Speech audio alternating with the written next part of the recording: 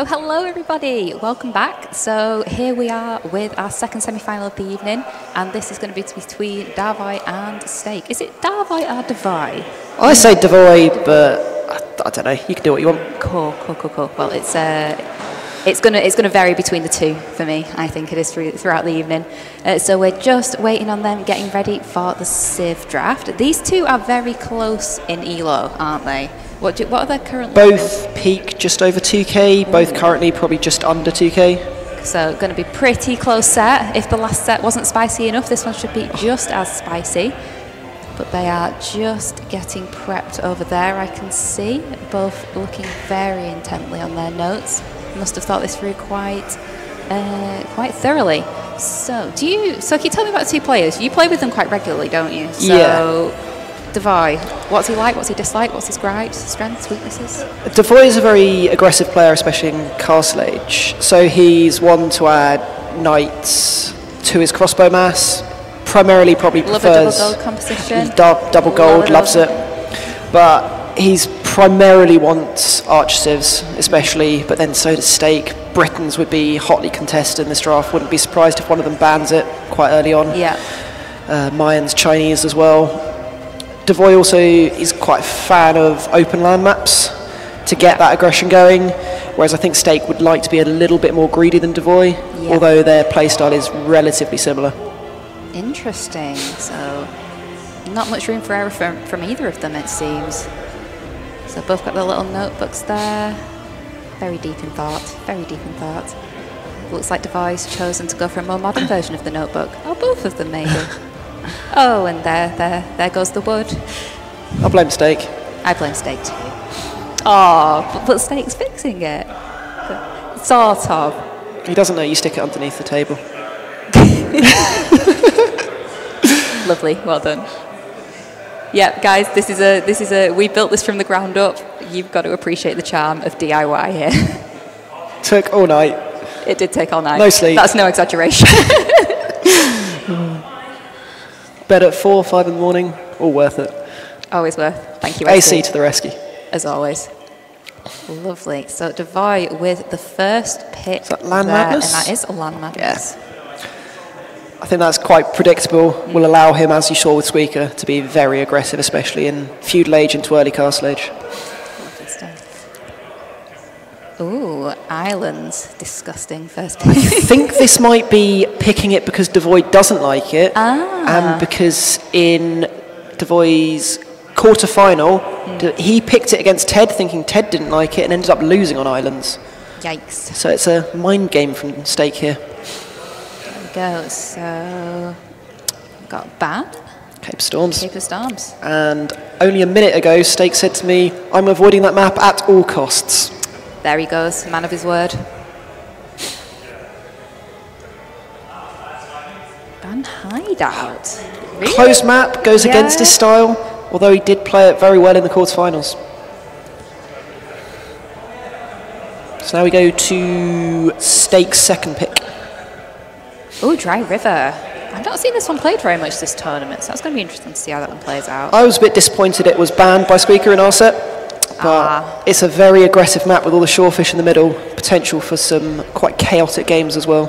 Yeah, I got absolutely smurfed on by Mole on that map. It was very traumatic. Filthy Smurf, who we'll see in action tomorrow. And Golden Swamp then picked by darvoi. He played that in game 5 against Ted. It was Ted's home map, but we'll see how he's adapted to it, because he did play well on it.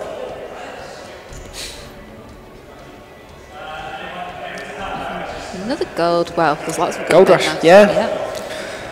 I think this is a reaction to Steak loving the map. So I'm actually quite surprised Steak didn't pick it. Yeah.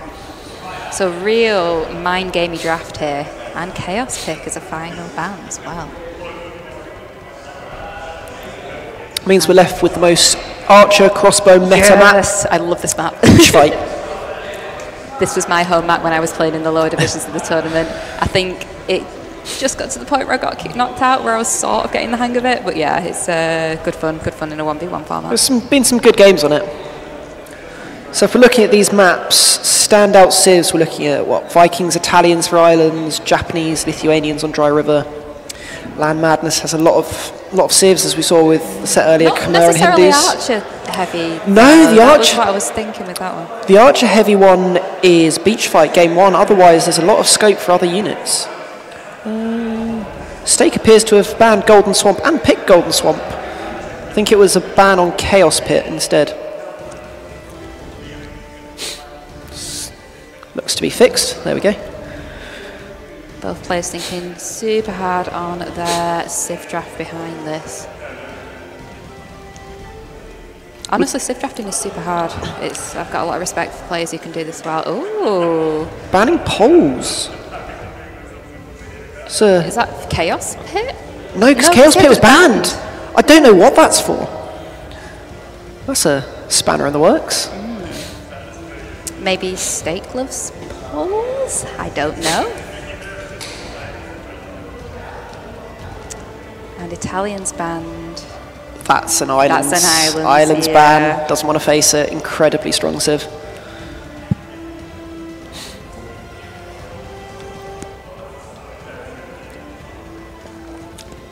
Should be Devoy's second ban now. Yeah. Be interested to hear from him what the Poles pick is all about.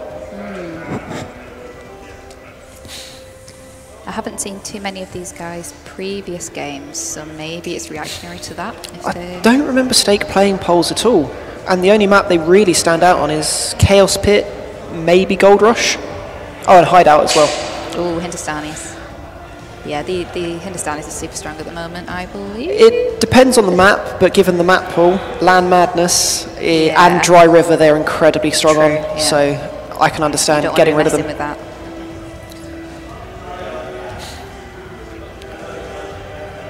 that. Next, Devoy's second ban. What's that coming in there?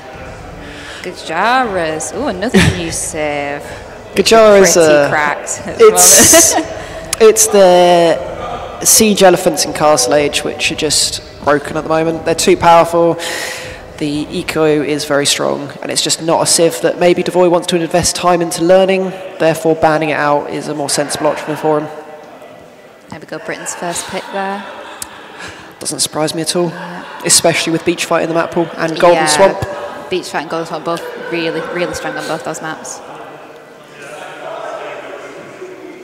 I do want to see. I just want to let them play because obviously they can hear what we're saying. So. I want to watch them play. Yeah, that's what I'm here for. Yeah. I don't want to suggest civs to them. I want them to come up with them off their own back. There's Japanese in there. Japanese. What's we? Is that a Dry River. Dry River. They're incredibly strong on, and Golden Swamp. Oh, yeah, and they have the flexibility to also play on islands. So it's a very good pick from Devoy.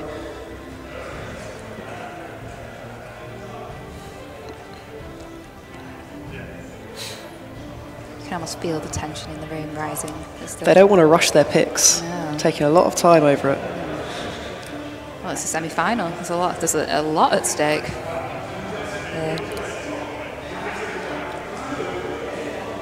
And there we go. We've got Vikings. So that's another good island. It's a very clear island civ. Very clear. Okay. Very clear. It's best civ on islands. He just wants to give himself as much chance as possible. Longboats are beautiful. Longboats that's my are one beautiful. comment with that longboat. The sound they make. Possibly the most fun unit in the game. Yeah. Dravidians, a counter pick for islands, potentially playing it into Vikings. Have I got it right that they get the unique? Can't pronounce it. But okay, cool. In Imperial Age, yes, they do. Interesting. I don't think I've seen that in action that much. It's an incredibly strong version of the galley. Ah. Potentially thinking about that as a matchup for longboats. Lovely stuff.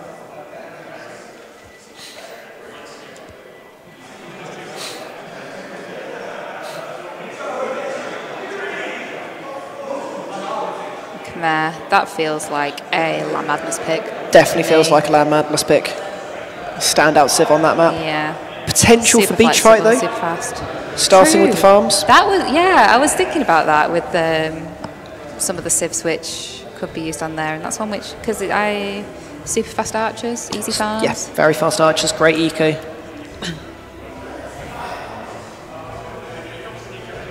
I want to talk about civs we haven't seen, but if they can hear us, then exactly that's can't exactly be why going I'm for not it. commenting.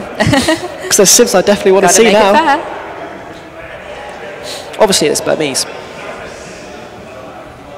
Best civ in the game.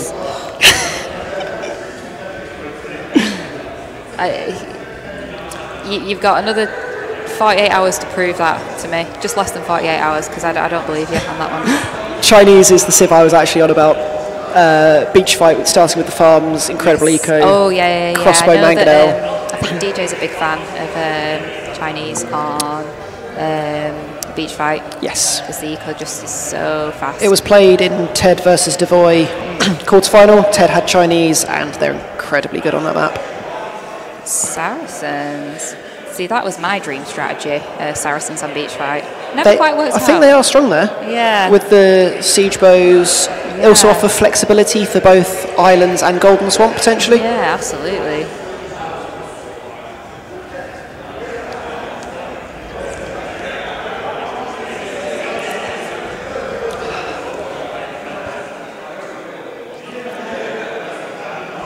Both players really deep in thought here. Not messing around with this draft at all. They know what's in front of them. One place left in the final. One of them's taking it. My favourite thing about this is they spent 4 hours in the car on the way up here together. Not being able to talk about it. Oh, that's so stressful. Oh, I didn't realise that. That must be some car journey. I'm sure whoever was travelling just the with... two of them? No, there was one more member. I think that's even worse. I wouldn't want to be the third party in that. What was that? That was Ethiopians coming in. Cool, nice strong archer pick. Feels like beach fight again. Thinking work. maybe Britons will get sniped. Steak's he's just taking all the strong archer civs. Yeah. Britons, Ethiopians, Mayans. He wants them. No shame. I love to see it. If it plays to your strengths, it's well worth it. Lithuanians, nice. I'm surprised they've been left this long. Yeah. Well, they're exceptionally strong on Dry River because you can go straight to the middle for the fish. True. Then they also Golden Swamp, docking early. Yeah. And Land Madness. So really flexible and really strong on really flexible many pick. Maps. Yeah. Good. Probably the most flexible civ for this entire map pool, all 9 maps. I do love Lithuanians. The speedy skirms is such like an underrated bonus for I me. absolutely hate Lithuanians because of the speedy skirms. Okay, well, because they always seem to catch up with me in ways that they really, really shouldn't.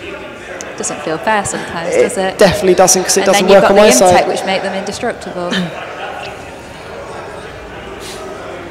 Go for the... That's some Huns. Huns are Huns. That's Huns are Huns. Land Madness, I'm thinking. Yeah.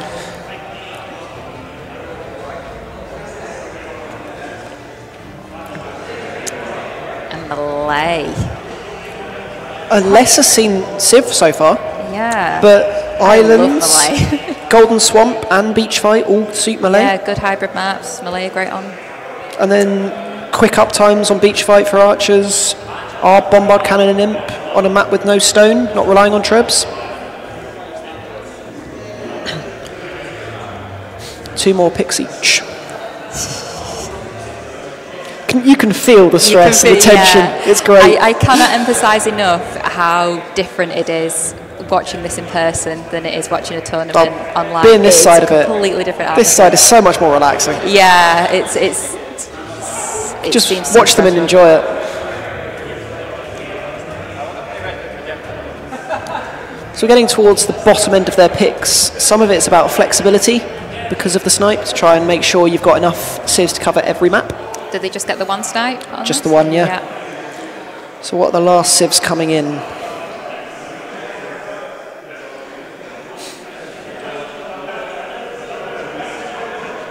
Thinking hard, both of them now.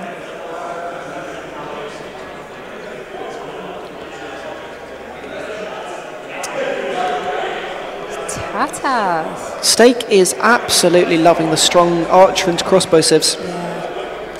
I really enjoy Tatas as a civ. I think the sheep bonus is really fun. The cav archers, if you can get to a mass. The hill bonus, if you can make use of it. They can be a really tricky civ to play against. Yeah, absolutely. And they also have flexible options of fully upgraded Cavalier. They have the Keshik, strong Hussar. They even have hand cannons, which most people do forget. And also, there tends to be a big hill in the middle of a beach fight. So there is. Could prove useful on that map. And Byzantines. Definitely feels like Golden Swamp primarily, maybe a backup for islands as well. Yeah. But they're a civ that you never really like playing, but you hate playing against them.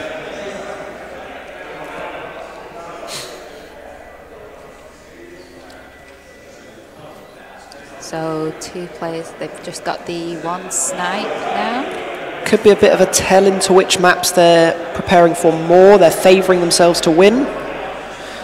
It's based on what gets taken away. Let's have a look. So it looks like it's going to be... It's Britons. Yeah. No one wants to play against Britons.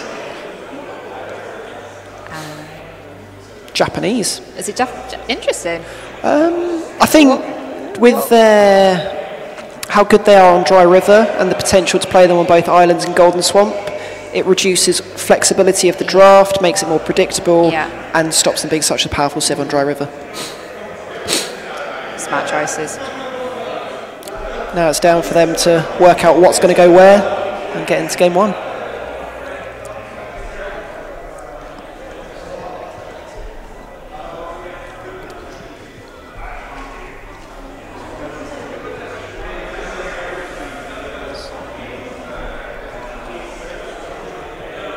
So what do you think is going to be going through their heads now? You've just come out of a pretty intense best of 5, playoff 5.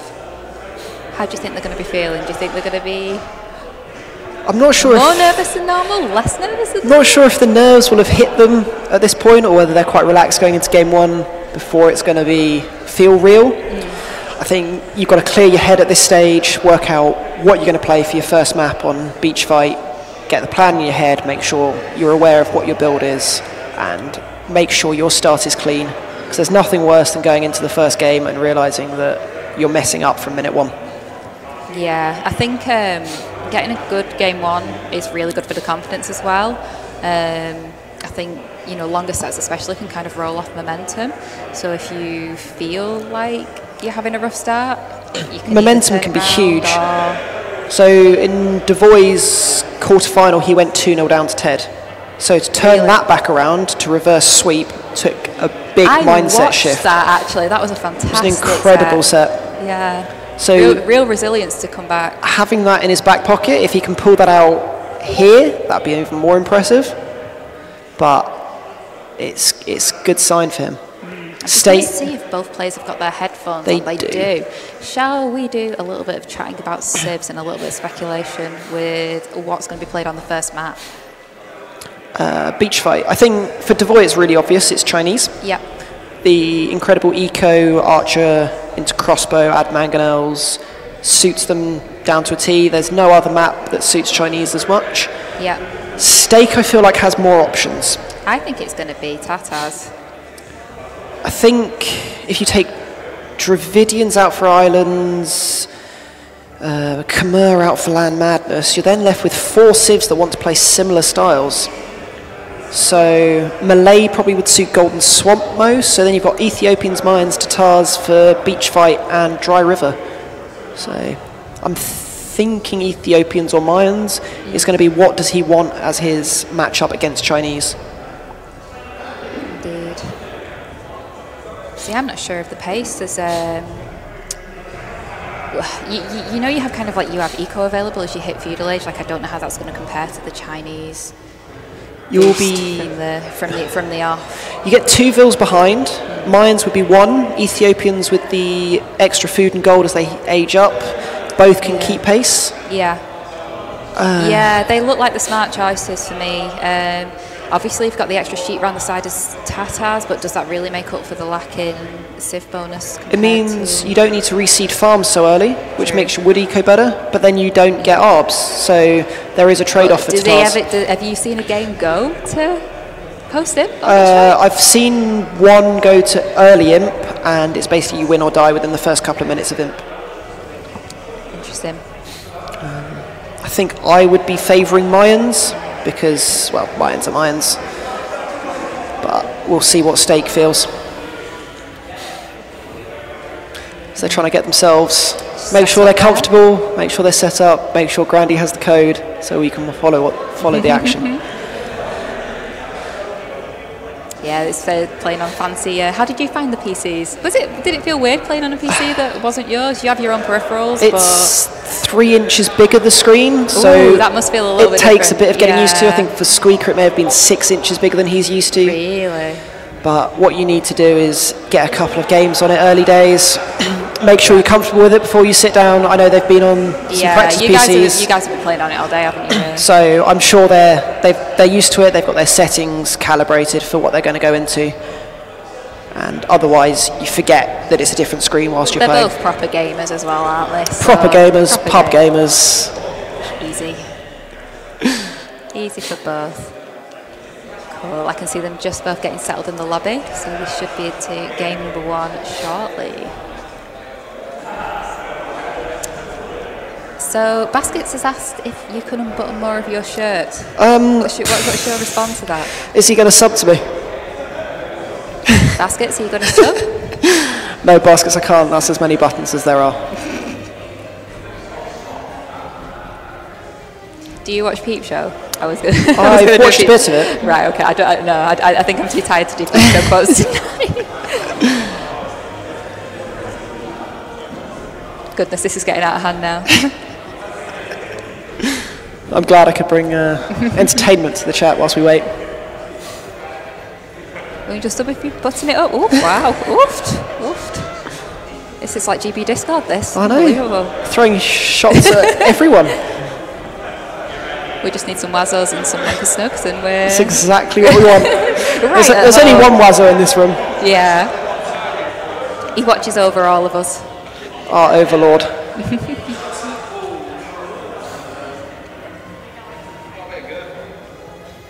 There we go, thank you to Gaz.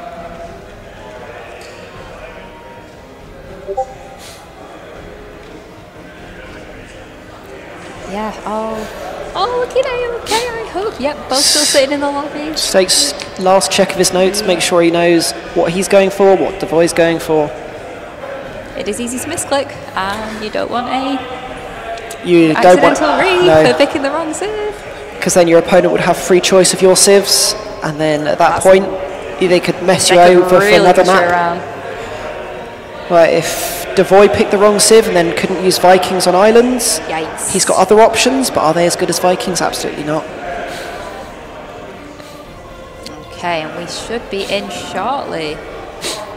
Hopping into game number 1 on Beach Fight. We're just about getting in with Capture Age now.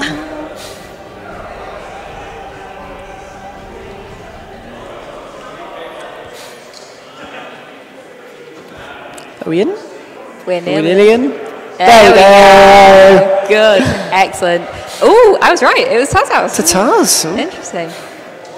I like the Tatar pick. I really do. And going straight out on the outside for some sheep there. It's such a key part of your economy. If you don't need to reseed farms or even use them as much early on, it's going to help you to no end. You also get the scouting points flex as You well. do, yes. Which obviously it's what you need. A little bit of the mind games early doors. Yeah, really good scouting by both players. Both going out trying to get as many sheep in as possible as early as possible. But this is where Chinese really are powerful, because if you can see, they've got 21 seconds of idle TC time, which is lower than they would get on any other map. What's the standard? What's the minimum you can pretty much get away with on Arabia? If you want to be 2 vils ahead, it's 25. So it's reliably better than that. On other maps, if it's not, you don't get a good start, it's over. That's close. Oh, that's unlucky. No. The boy. You know the sheep are everywhere, but they're randomly spawned. But they're not where you scout. So the interesting thing I'm seeing about this map is the wood line through the middle. It just seems to cover the entire map. It does, doesn't it? There really isn't a path. Normally it's almost a bit like Amazing Tunnel, but... So now there's one massive hill, but how's Stake going to access that? How's he going to use his Tatar bonus? I think this So really I plays think into this really Chinese. plays into, yeah, Chinese. That looks like a super safe map. I say safe. It's Well, it's as safe as beach fight gets. Yeah. It will allow more greedy, eco-based approach, which if Chinese can play a quick imp for ARB, that would be basically game over, because Tatars without ARBs themselves don't really have an answer. Divine missing a set of 3 there as well. These sheep, they're so elusive. It's a map which you need to load up in single player a lot to work out where they are and how they spawn. Yeah, I found the zigzag approach tends to work quite well with the scouts. That's exactly what I did. Yes. And we've got really early walls up there from Steak. I think, given you don't really know the shape of the map at this point, getting yourself safe, making sure you can't be snuck, you can't go down to early aggression like a drush or men-at-arms, it's the safe approach. Absolutely. And I'm correct in thinking you can't build on the pale sand terrain as well, so all aggression's forced into them. Yeah, the pale sand you can build palisade walls, stone walls on, but no buildings. Ah, okay. Which then forces you towards the 4 corners with the hunt and the gold, or towards the middle where all the wood is. So we've not seen many Mongols on this map. That's what I thought I'd see a little bit more of with the hunt, but I think it's too risky to take it early on. That seems to be the opinion of the players. It's a case of if you don't know where you're going to spawn, so if you spawn as they have here, north and south is so far that you can't justify going to it early on. You can't really push in, you don't really want to lose HP on your scout. And then if you're playing Mongols and you want to go to the corners, then you're risking leaving villages very exposed, which if caught, you could lose 4, 5, 6 vills, and suddenly your eco's so far behind. Absolutely. More walls coming down there as well. Loads of sheep under the TC. It's a very strong approach. Darvoi with that many, it's going to help him so much. Be interesting to see how quickly they manage to click up with these civs, because that'll be an indication of what kind of aggression they're going for. So 16 on food for Darvoi. Holy, is that the 2 extra vills he's making use of there? Absolutely. Yeah. As you can see, Steak was on 14, 15. Going to be clicking up like yesterday, pretty much. And on a map without hunt, you're wanting to take food as quickly as possible, which does require as many vills as possible on it when you're on slowed food sources. You don't realise how slow. This was one of the things I always struggled to click up quite early on this one. I always felt like the food incomes, just because they were just so slow. Just because there was no... You don't notice the difference until you're missing it. Until you try and play it, and then suddenly you're... I mean, these guys are dead good, but I was like 23, 24 vills and struggling. But then it changes the dynamic of the map, which means preparation's important. So there's an upside to it as well. Indeed. So we've got Steak there looking around. There's so many sheep. Has Darvoi not scouted the map properly? Because look at this wall he's building across the hill through the middle. Oh. This feels like... Ugh. Yeah. He doesn't want to risk going forward, but he doesn't know that it's closed off. Could think it's passageway through there. He's off. I mean, this map spawns so weird sometimes. I don't blame him. Yeah, I don't blame him. But it's a rough situation to be in. Yeah, both scouts in each other's bases at the moment. It feels very passive. No early men at arms. I think I've seen that quite a bit. I think that's partly down to the fact you don't get hunt, so your food sources are slow. Therefore, getting onto those men at arms is that much harder. Yeah. Just having a quick check of how many vills on wood there. So 2 on gold for Steak. Is this going to be some archer play? It probably will be, but Darvoi is up significantly faster. It's going to have a minute 15 lead, maybe? Getting some eco upgrades in. To be honest, Darvoi's living the dream at the moment. He is. Is Darvoi oh, we've got a Vill pick there. Steak. How did that allow to happen? I don't, mate. This is huge. I don't know. Darvoi's going to be 3 vills ahead by the time Steak reaches feudal age. Yikes, that's not a good position to be in. There we go, we've just got the range going down there now for Darvoi. And Steak still hasn't hit feudal and has lost a Vill. Oh, we've got a forward. I think this might be to wall off what he hasn't scouted yet. to make sure he is These secure. villagers are going to go on an adventure. Like, there's no easy way. Get lost in the forest. We're asking, does Steak have loom? It didn't look like He does. It, did it? I didn't. The health seemed to go down really quick. I think that's partially because it was being hit downhill. But it looks like Steak's looking for a revenge. A revengeville. Look at that micro. Beautiful. Such a micro nerd. He's going to get it. Is he? At the cost of a bit of scout HP, but worth it. Worth.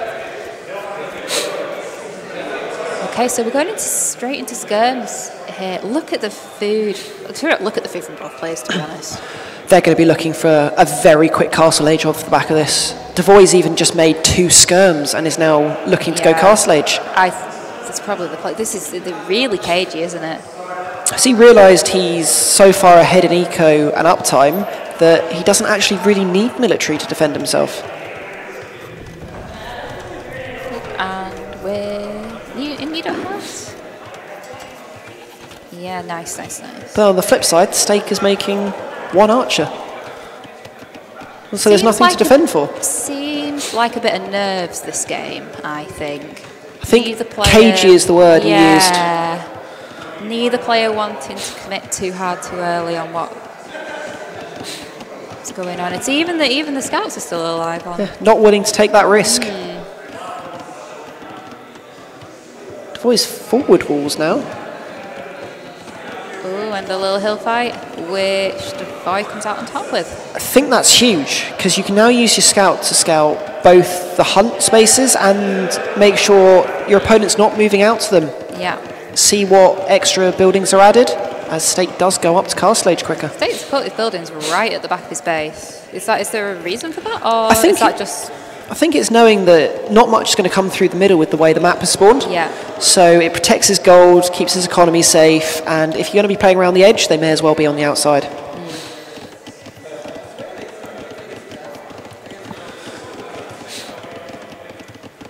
Am I remembering correctly, there is a Chinese farm bonus? There is, plus 10% food on their farms. Plus 10% food. Is that from Dark Age? From Dark Age, yes. Cool, so that's a nice little bonus as well. Not going to rinse you, wood eco. It's okay, so part nice of what makes them so strong. There. Maybe a little bit of an overcommitment. What do you think? Looking at his eco balance, I think he just wants to play... On an open land map, say Arabia, you'd be looking to play skirm and boom. But this is not a map that plays into booming strategies particularly well. So is it just to stop the early thumb ring for crossbows from Tatars, and then you transition to your own? Oh, got rid of that scout there. Possibly. This is why I need the high-level player insights, because when I'm playing my 1v1s, this doesn't even cross my mind as to do certain things like this. I open scouts or nothing. Scouts are fun. It's a shame they're not as viable. They are viable. How dare ye? I'll make them viable. It's fine. Make scouts great again. Absolutely. So just doing a little bit of damage on the wood line there. But it's being a bit annoying. It's Tatars on the hill. Yeah, Devoy does have another wood line to go to. Slightly annoying, does have to build another lumber camp. Does have the skirms in defence. Will we see elite skirm upgrade? I think you have to with that number, as we do see it here. With the 3 thumb ring crossbowmen as well. Yeah, I think it's a matchup that Devoy doesn't want to play mirror into with his own crossbows, being such a huge tech behind. Yeah. We've got, elite skirm bunking coming in there. And still the full commitment into the crossbows from Steak. Would you like to see a stable behind this? Seeing the skirm commitment? He's adding a TC, which is playing into the idea that Tatars can't just play crossbow all game because they don't get ARB. So but do need some the alternative is you go forward and you build a siege workshop. Mangonels deal with the skirms and allow you to get that pressure in, especially from such a big hill. True, and at the moment, Devoy's pretty comfortable. Been annoyed on the woodline a little bit, but ultimately still able to just macro in peace. There's just kind of crossbows everywhere, to be honest. Which is causing a nuisance, forcing him off the woodline. They're going to pressure the gold now, but it's Darvoi with the siege. I like that because look at that hill just above the siege workshop. Will the mangonel range that?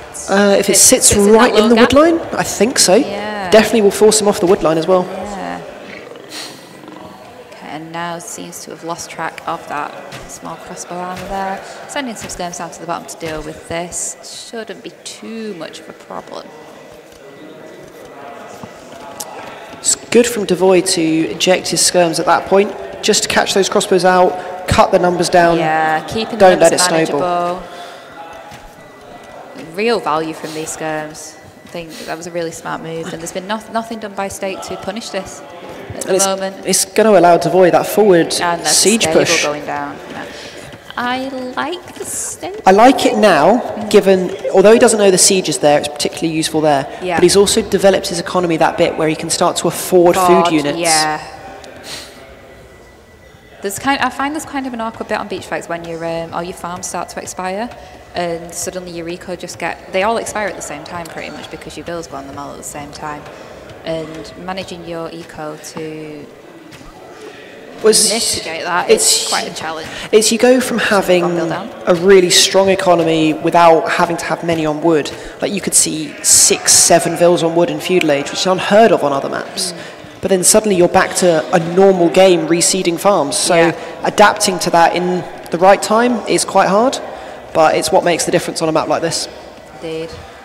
So Stake with the Bill lead as well at the moment, although he is housed. 2 mangonels coming out. We're going to see some monks as well. Is that preempting the knights, which are going to... Yes, absolutely. And, well, they've seen the knights now.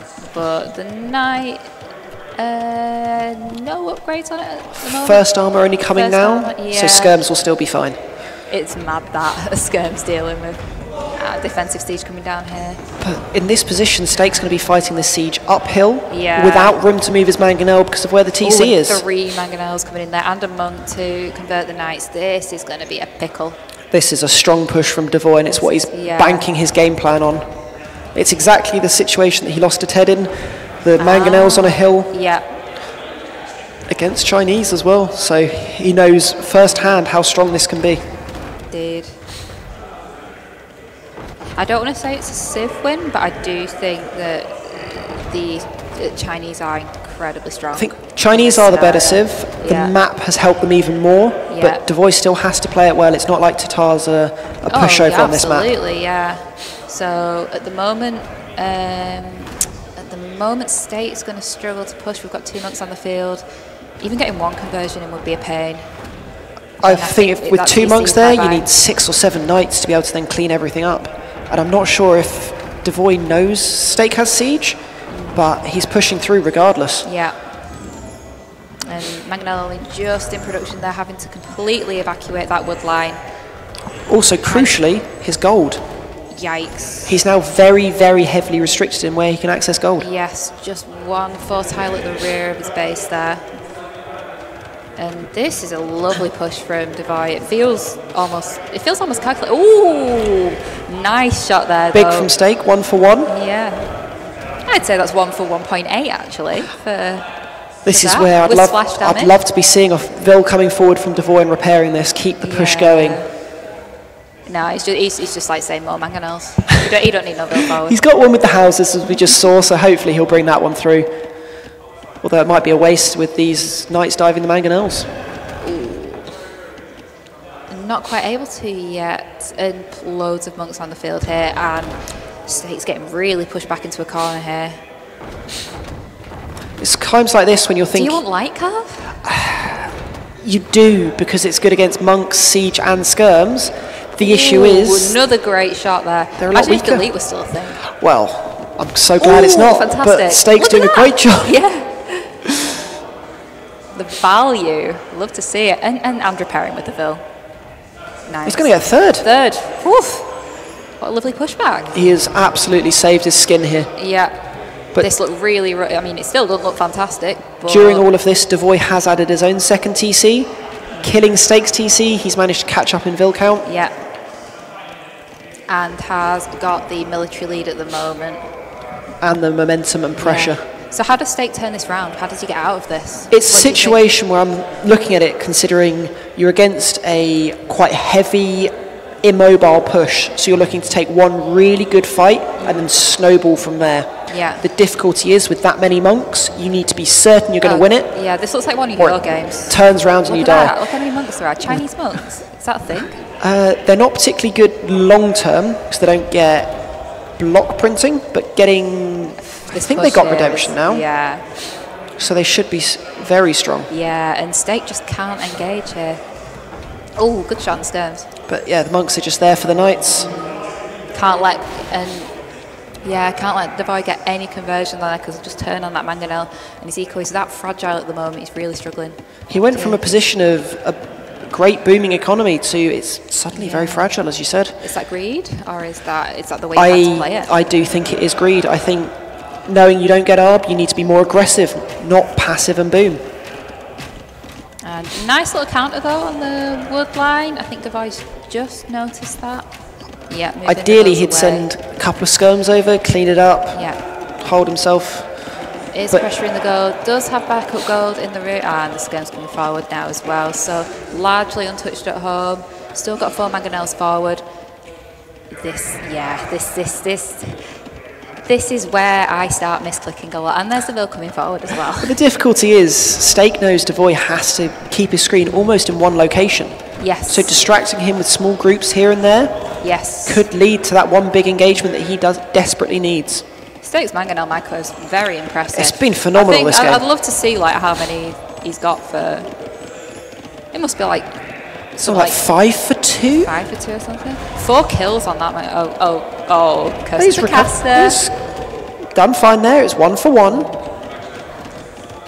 And got a lot of 2 for 1. Nice, just with the crossbows finishing it off there. Still being annoying there on the wood line, but we do have some skirms fighting uphill. But the skirms, aren't they? Still doing work. They're still going to do their job. It's just to stop these crossbows killing vills. Ooh. We've got a TC going out there. I think he might have to do a little bit of an evacuation procedure. It's a necessity given Steak's access to gold. It's restricted to one tile that's quickly running out. Yeah. But I don't see what he does against this single push. There's 10 monks in there. I honestly, I keep wanting to say light cap, and I feel like that's the answer. It does need to be, but does Steak have the food eco? Oh God! This is why you send a lot of vills. Yeah. We're getting absolutely massacred by those. Crucially here, however good Steak's mangonel micro has been, if he loses that siege workshop, he's in a lot of trouble. In a very large pickle. And we're going to have to take a dive on the knights here, on the skirms. Sorry. But it's the monks that are the issue. Yeah. Getting the one conversion and having to run back. I'm not sure if Steak can hold this incredible push from Darvoi. I mean, if you're struggling to see a way out, I definitely am as well. I think you have identified it. The answer is a massive light cav. Yeah. But the issue is you can't get there. Yeah, I think there just isn't the food eco there anymore. We've only got 5 on food, and you can market it all you want, but that's going to get pretty inefficient pretty quick. And it's just these monks. Once you let them snowball to this extent, it's so difficult to deal with them. Even with counter units, to be honest, if you get the conversions and then they start healing. You can see how intense the push is by Darvoi's wood count. He's floating 1,300 wood. Oh, this looks like my eco. I relate. It's because he can only look in one spot. Yeah, and look. Otherwise, he risks losing it all. Yeah. But it's worth it, though, right? It's where you spend your energy, off. And this is and that's the correct place in this. The correct play in this. Darvoi's looking to rebalance by moving out to the gold in the corner.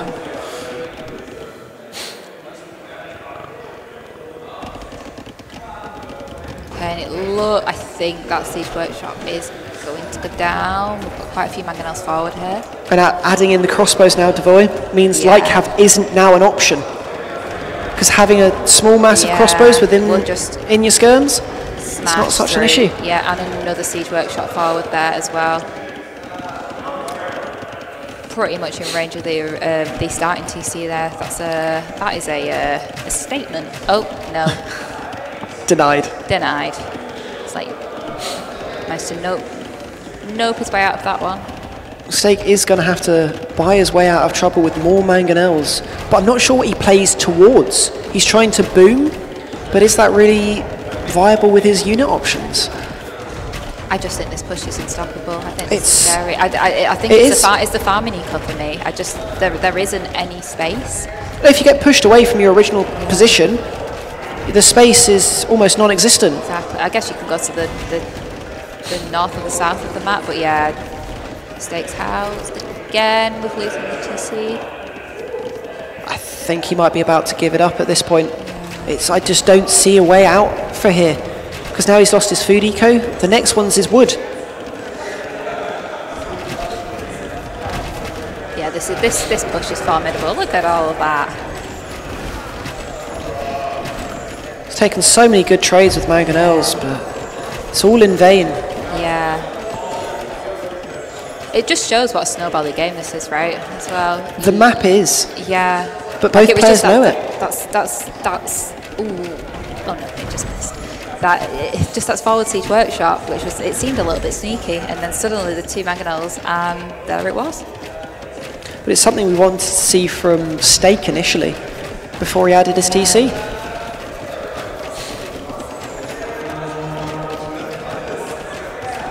Deleting the knights. That's not Stop the conversion, but that's just going to make it harder.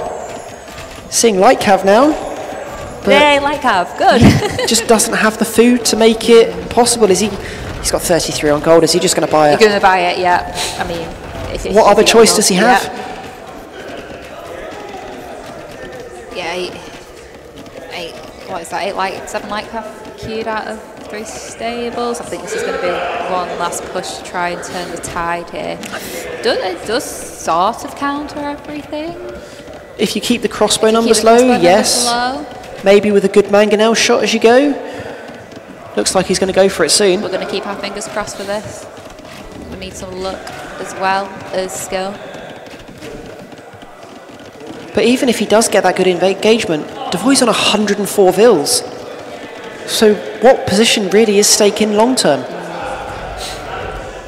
Is it not just delaying the inevitable? Yeah, I mean, that's some gold eco, but I think sometimes it's good to play on in a game 1 as well, because, ooh, nice shot there. Get yourself used to the settings. Used to the settings, used to the player. And I think a rush. Your mindset's just going to be thinking what you're playing in your next game, what civ, what the matchup's going to be, and take it from there. But darvoi's played this map brilliantly. Yeah, it just looked clinical, to be honest. And I like how the monks have been used as more of a deterrent. I don't think they've got many conversions at all. It's just the sheer number of them just means that... It's a fear factor. Yeah, it is a fear factor. There we go, pouncing on them now. How's your monk micro? Ooh, nice clean up. I think this... Ooh, okay, I think this saves Steak for now, but I think it just delays it. Yeah. Because with the crossbow mass is still too high, and there's more coming forward now. I saw he got thumb ring earlier. He's now got ballistics. He knows. He's a knower. He knows what he needs, and darvoi's looking towards him. Big army. His eco balance is good.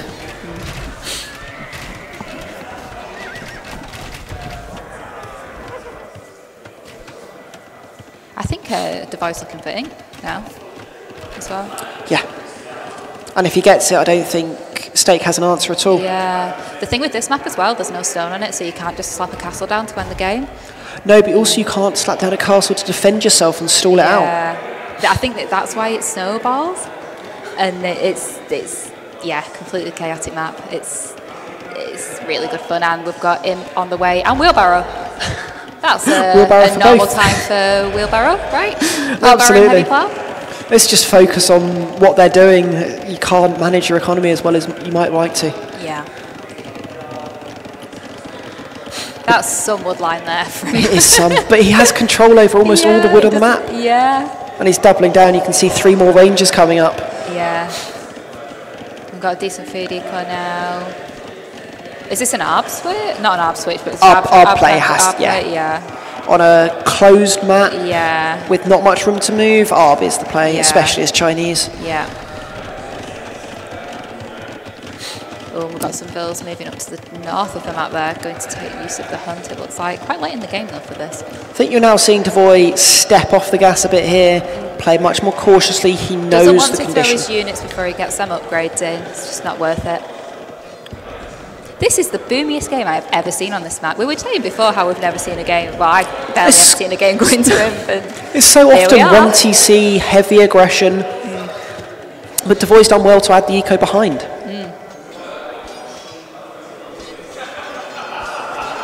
Oh, we've got 3 knights in there, trapped, getting a couple of kills, but choosing to attack the house instead.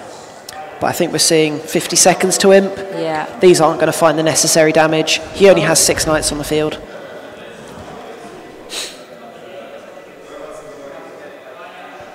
Deciding against that there. It's looking like darvoi wants to add rams, just to force stake right out of the middle. Yeah.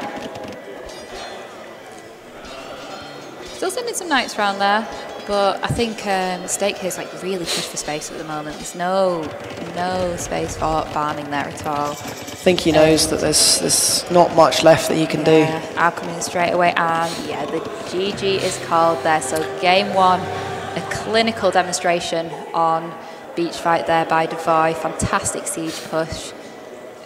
These are two really close players, and I think it just shows that this map is pretty snowballing. I think it stems back from their early castle stage choices. darvoi to go for that forward siege, whereas Stake wanted to boom. So he's given up the map control. Indeed. I don't think booming on this map is, from my very novice opinion, I don't think it's the play. I think it's the aggression which really pays off here. I don't think I've ever seen... He did an incredible job at delaying it, but that pressure was just, it was too good. Yeah. Really well played by both of them. So now the question is, where does Stake go next? What is his pick, his comfort pick? Can't quite remember what he has available. I think one was islands. Yes. So Stake has islands and what is it? Dry River. Dry River. Yeah, Islands and Dry River. So does he go into islands thinking Dravidians versus Vikings? Yeah. But maybe it's not his most comfortable map, or does he go into Dry River thinking I've prepped something really well for this, I'm going to take it? Depends. If you wouldn't have played any. Did you play any practice games against these guys? No, none at all. None at all. Interesting. So we are both in the dark as to if these guys have got any prepared straps or any favoured civs on the map. I have a feeling it's going to be islands based on absolutely nothing whatsoever. It was his first pick, but then maybe he was worried about darvoi banning it and thought he could pick up Dry River later. Is darvoi not a fan of islands? I don't think either is particularly, but darvoi less so, I would say. Like, I know Stake can play water, but it's not his comfort zone. It's not his comfort zone. Interesting. Yeah, but still very open in terms of civs. We've only played 1 game, so it's still nice wide range. I think, I'm going to go. I'm going to go all in on islands. I think it's going to be Vikings versus Dravidians. Yep. I think that'd be an interesting matchup. You've got Vikings, who are the classic powerhouse of water. The amazing economy, the cheap ships, the longboats that you can get into later. Whereas Dravidians, recent newcomer, great bonuses of carrying extra fish. They get 200 wood every time they age up. They get the unique ship in Imperial Age. On paper, that sounds crazy strong. It almost seems like it hasn't been worked out yet with the civ being that new into the game. I think it's a case of you can either be very greedy in the beginning and use that 200 wood to get extra fish, or you can use it to get a quicker uptime and make up for it. But then they also have the option with that unique ship in Imperial Age that does shred galleys. I do want to see a unique ship. I really I'd love to see longboats against them. Oh, I think ship which we can't pronounce. I'd love to see it. The ship that must not be named. I think their weakness is fast fires, which obviously Vikings do not get access to. It's Dry River. Oh, Dry River. Oh, I was completely wrong. Damn. Right, okay. So, speedy guesses. I think it's going to be Lithuanians versus... Oh crap, I don't know. I think Lithuanians is obvious for darvoi, but Stake, he's got options because they're just similar civs. I think we might be seeing Ethiopians, maybe Mayans, but... There isn't a cav civ which can kind of compete with Ethiopians with Lithuanians in that manner. We're about to find out what they've got as we load in. As we load in. Here we are. It's Dravidians. What? Okay, right. Explain this to me. Tell me. Deb. I can't. Okay. So Lithuanians is a really obvious pick. 2K1 player, can I explain this pick on this map? It's because it's such an obvious pick for islands. Yikes, yeah. I guess that's... Okay, so... I don't know. Malay? Let's go with the Lithuanians first. They're the Right. obvious pick. You can walk straight into the middle if you want to. You get the food bonus, a really quick uptime, smooth economy, and then you've got options. You've got the speedy trash units, especially skirms against Dravidians. Faster firing skirms? The faster firing skirms is Dravidians. Yep. Against faster skirms, which is Lithuanians. Oh, Battle of the Skirmses. And then obviously, how exciting does that sound? Obviously, you've got your knights to go into. Yeah.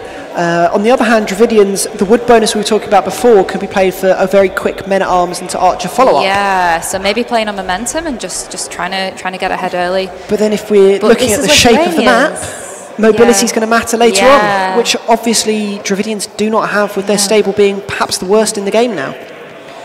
Yep, that's why I've not touched them with a barge pole. So both players just heading out to scout the middle of the map now, and some vills coming forward as well. Darvoi, the first Loon come in for those? Neither have got Loon, both on 100 gold. But if it's just one scout and you're sending two vills together, you should be fine. Should be okay. Could see a quick wall? Nah. But Stake now knows what's going on. Yep. Where to target, what to do. Yep. I like how that vill is being babysat across the map as well. It's just sensible. You don't want to take risks. You don't want to have, as we saw in the last game, both of them sniped a villager early days. So it just makes your life that much safer. Indeed. And now Darvoi got the first hit off, so he can just chase Stake away. Was there a fish gathering bonus for Dravidians, or am I imagining that? I say Indians had the faster one, and they carried more. Dravidians have now taken just the carry bonus. More. Oh, nice. Which they also applies to their fishing ships, which is why it's a shame not to see them on islands. Indeed. And second elephant coming in there. Rushed the house down, it looked like. A little bit of idle time from Darvoi as he got that up. But with 3 on wood, it's looking like an aggressive scout build from him. Super fast up from Lithuanians, love to see it.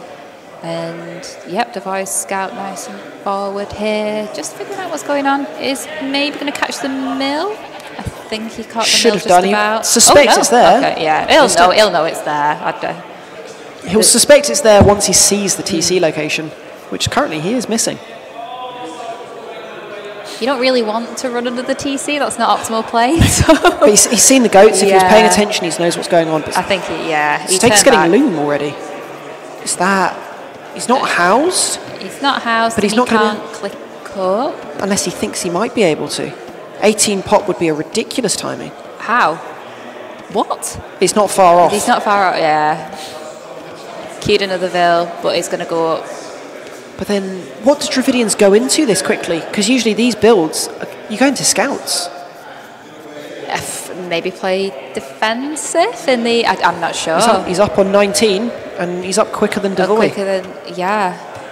Okay, so Darvoi's fast strapped and he's going to click up as well. So just a few seconds there on Darvoi's click up time. I think we saw a barracks from Darvoi in the middle. Just this men-at-arms. 19 pop men-at-arms. Wow. That's fast. That's what Lithuanians can manage. Yeah. Lithuanians with eco, like early eco, like fish, it's terrifying. Well, with such a dominance of fish on this map, other eco bonuses aren't as important, as they're usually based around getting farms down quicker. So it does make a Sith like Lithuanians with their quick start even stronger.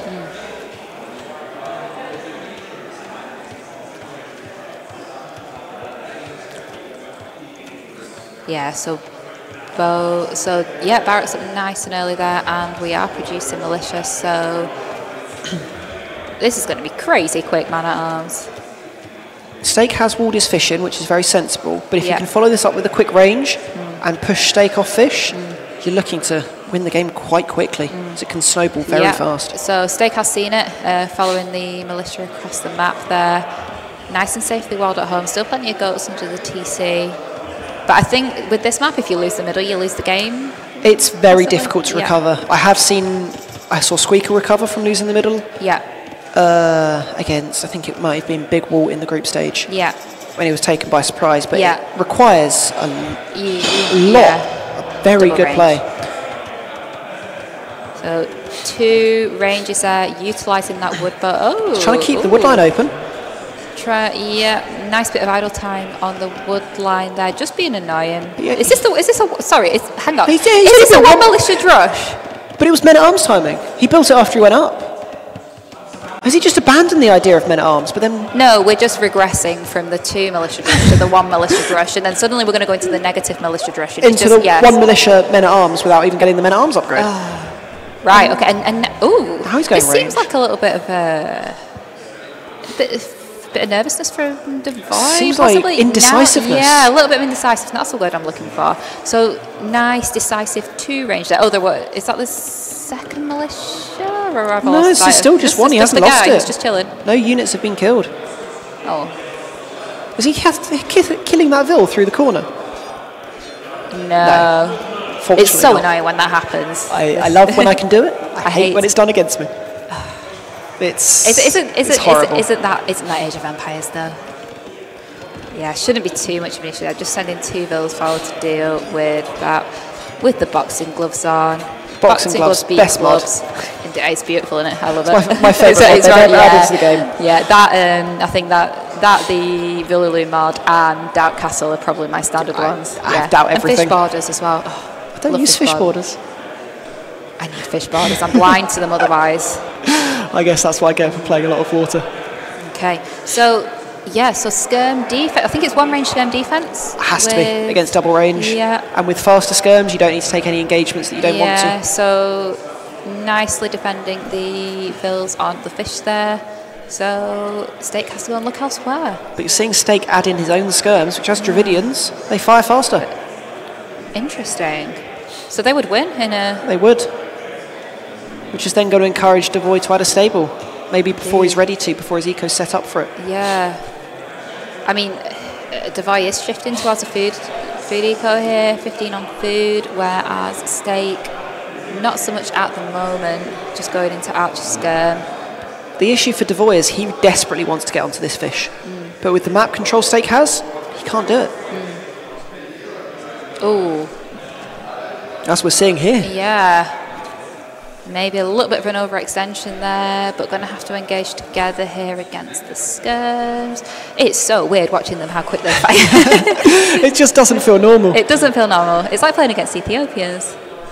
Okay, a scout there as well, but can't too many skirms for that to engage with now. So sending some mobiles forward onto the fish there. I like that from Stake. Expand your food eco in Yeah. a cost-effective way. He hasn't built a farm yet. Yeah, you can't. I feel like you can't be aggressive with skirms. Like you, I feel like Darvoi has to respect the fact that there's archers and a scout on the field, and Because I think these have to stay with at home those archers defensively. mixed in, Yeah. you can kill villagers. Yeah, With just skirms, you can't really. not so much. And these scouts are doing work. It's a really good addition from Stake, especially with his fish eco. Adding in those Nice. couple of scouts, it's not normal for Dravidians, but it's paid off. Wow. And look, it's 11-1 on the army count at the moment. This So tower's not going momentum up. is. If he goes round, Is he going to see it? Yeah, he's spotted it, and oh, well, nice. nice Darvoi. I still think it's denied. It's so. I think Stake's played this brilliantly. I was questioning his quick yeah, uptime. this is the Dravidians, guys. This is a new meta which we're witnessing before our very eyes here. This is brilliant. It's beautiful. And having to go Dravidian all the way back scouts. home here, look at that idle time. How can you say you don't want to touch Dravidians when you're seeing scouts work like this? Yes, and then I see this, and then I try and do it myself, and then bad things happen. So no, Because we're just going the rest of their stable is completely useless. Exactly. So they're using them in a manner which works in this, the classic it depends. It always depends. And now it looks like Stake is completely in control here. And I think just a three on food for Darvoi now. How does he get out of this mess? I don't really know. The answer usually would be wall up and greed for Kazlich, but can't. You can't. He's not in a position where that's possible. He's off his fish. Has he snuck out to the left on more fish? I think he has. That looks like a blue sludge up there. That's a smart move from Darvoi. Yeah. Oh, but the GG is called anyway. I think clinical is the word. That was really impressive. That was really lovely to watch. That Stakes had something planned, and he's played that brilliantly. This is a classic instance of two seriously close high-level players. They've got well-prepared strategies, executed so well, and it's just a pleasure to watch, to be honest. Really nicely done, really nicely done. And this ties up the series at 1-1. There's 2 games in. So I have a this is going to go to 5 games, isn't it? Of course it's going to go to really want it to. I really want it to. I'm going to need such a sleep after this. Or a beer, probably a beer. Both. Yeah, both. So now it's Darvoi's turn. Can we just appreciate Stake's... Oh, he's moved now. I was going to say, we just need to appreciate Stake's posture. He plays a lovely straight back when he plays. Oh, there we go. This is if he's heard us. Yeah, fantastic. So now... Not like me. Darvoi's options, he's got Golden Swamp and he's got Land Madness. Land Madness plays into... Do you think he wants to slow it down a bit with Golden Swamp? We've got 2 options. They're very contrasting styles. You've got the classic open, aggressive map of Land Madness, which is his traditional comfort zone. Alternatively, you've got Golden Swamp where preparation matters a lot more. It can be a bit more cagey. You've got water to play for as well. Yeah. So it depends what he's got planned and how confident he is in the meta. I do think I would like to see Huns on Land Madness. I think Huns v Khmer. It's the very obvious picks for both. And I think that's a nice safe. But then well played pick. Islands, Stake is now looking to keep Malay. Which means Ethiopians or Mayans would be a Golden Swamp pick. Not traditionally strong there, but both have their options. Indeed. Interesting, yeah, because I think so. Darvoi's still got like Vikings or Byzantines if for whatever reason he wants to do. Byzantine seems like a Golden Swamp pick. Is it? Yeah. With the faster firing fire ships, cheap trash units to keep yourself alive, stronger walls. Yeah. They just play perfectly, especially with a faster imp. Yeah. It just works out really nicely for them. I think they're both considering their choices just as much as we are, to be honest. It looks like they're studying for a test almost, doesn't it? Stake enjoying a snack as he does. Yeah. Stake, yeah. I get so nervous when I'm playing tournament sets. I can't even think about food. He's literally fueling up. This is it's literally an e-sport. Both Squeaker and I went at 8 together before we played to make sure we wouldn't be too hungry mid-set as it went the distance. I get too nervous to eat, so I end up going in and then I'm famished afterwards. And well, you forget whilst you're playing. Yeah, you do. Because you've got so much else to do. Yeah. Okay. So we've also been granted refreshments here as well. Do you want the Pepsi? AC. And I'll take the... Sure. I'll take the beer. It's going to be a nice, satisfying ASMR. Got brownies as well, which I can't... Yeah. Was that Geology Wade, if I remember correctly? So Geology Wade has made... It's a literal slab. You could build a house huge with it. It was huge. It is no longer huge because it's been, I think... Picked apart. Picked apart by... Hopefully people have enjoyed it. Yes. I hope so too. But yeah, we're being well looked after as casters here going... It's been a pretty long day, hasn't it? So... Long day. Long day. Back up at 9:30 to keep finishing the setup, and then it's going to be great. We love it. We love the game. I think everyone's loving it. Is that what Mem says? We love the game. I can't quite do that. I think everyone's enjoyed themselves so far. We've got all of tomorrow and some of Sunday as well to go. It's fantastic. Honestly, never seen so many games of Age of Empires. Like just looking across the room now, you can just see so many screens. Got people playing, people sat down watching the games. People don't have modified main menu mods. Interesting. I quite enjoy I'm down for the nighttime one, mate. I like the Indian men. Oh, nice. This is just quite a nice one. Yeah, nighttime for me. Easy on the eyes. Easy on the eyes for a 4 a.m. ladder grind with Huang. Not my most fun moments. Lovely, and I think we're just about ready to go into they look like they're game number 3. ready. I can see the countdown on the screen. They're loading in, but I can't see the map. I can see the map because it's on the screen. It's Golden Swamp. It's Golden Swamp. Oh my goodness, it looks like Huns from this Byzantines distance. versus... Ethiopians or Mayans is the guess. Take your pick. Mayans. Okay, I'll go Ethiopians then. It's going to be neither, isn't it? I can hear the pitter-patter of tiny axes. Hammers you build a house with? Byzantines, Mayans. For God's sake, damn it. This is an awkward matchup for both. Yes. Very awkward. Byzantine traditionally favoured on the hybrid starts. Yep. But then Mayans are Mayans. Mayans are indeed Mayans. They can get away with the unthinkable. Murder. Indeed, unthinkable. 2 forward rhinos on this. And is berries. Laming commonplace? Oh, that'd be so annoying. Do you play for water? Do you get galleys out? It's Byzantines, you'd definitely be going fires. And that can pressure the berries. Laming is very viable on this map. Yeah. Because it's quite close distance. I'd love to see Steak scout those buffalo forward. Not buffalo, I keep saying buffalo. The rhinos forward. Steak is partial to taking a boar or two. See. He is definitely known for it. And as Mayans, there's no excuse not to. But he's just taking his own buffalo at home, playing it safe. Super safe here. I think he's going to go forward after this loop here. And it greeding it a lot there, pushing in deer. And have we still got two? Oh, just going in to take. Take one of them now. No, that's both of them then. Is that both gone? Yeah. Okay. Yeah. He knows. He knows. He knows. Mayans, Steak, you're not leaving that ball forward. Absolutely. And unfortunately, Steak's Eagle is just going to be that little bit too late there. Possibly ever. Oh, I've got such greed with Byzantines, sorry. Greed with the Byzantines there, pushing deer in as well. He's probably going to want a good uptime to be able to compete on water whilst also managing to defend land. Be interesting to see if either or both dock. A little bit of HP off there. I mean, it never matters in my games, but it'll definitely matter for these guys if they come up in a matchup 1v1. This is really greedy from darvoi, getting the. Is it looking for the super quick uptime here? It's also just setting your eco up to be really strong for feud age. Indeed, yeah. Maybe being aware that the berries are quite vulnerable. I much prefer Steak's map here.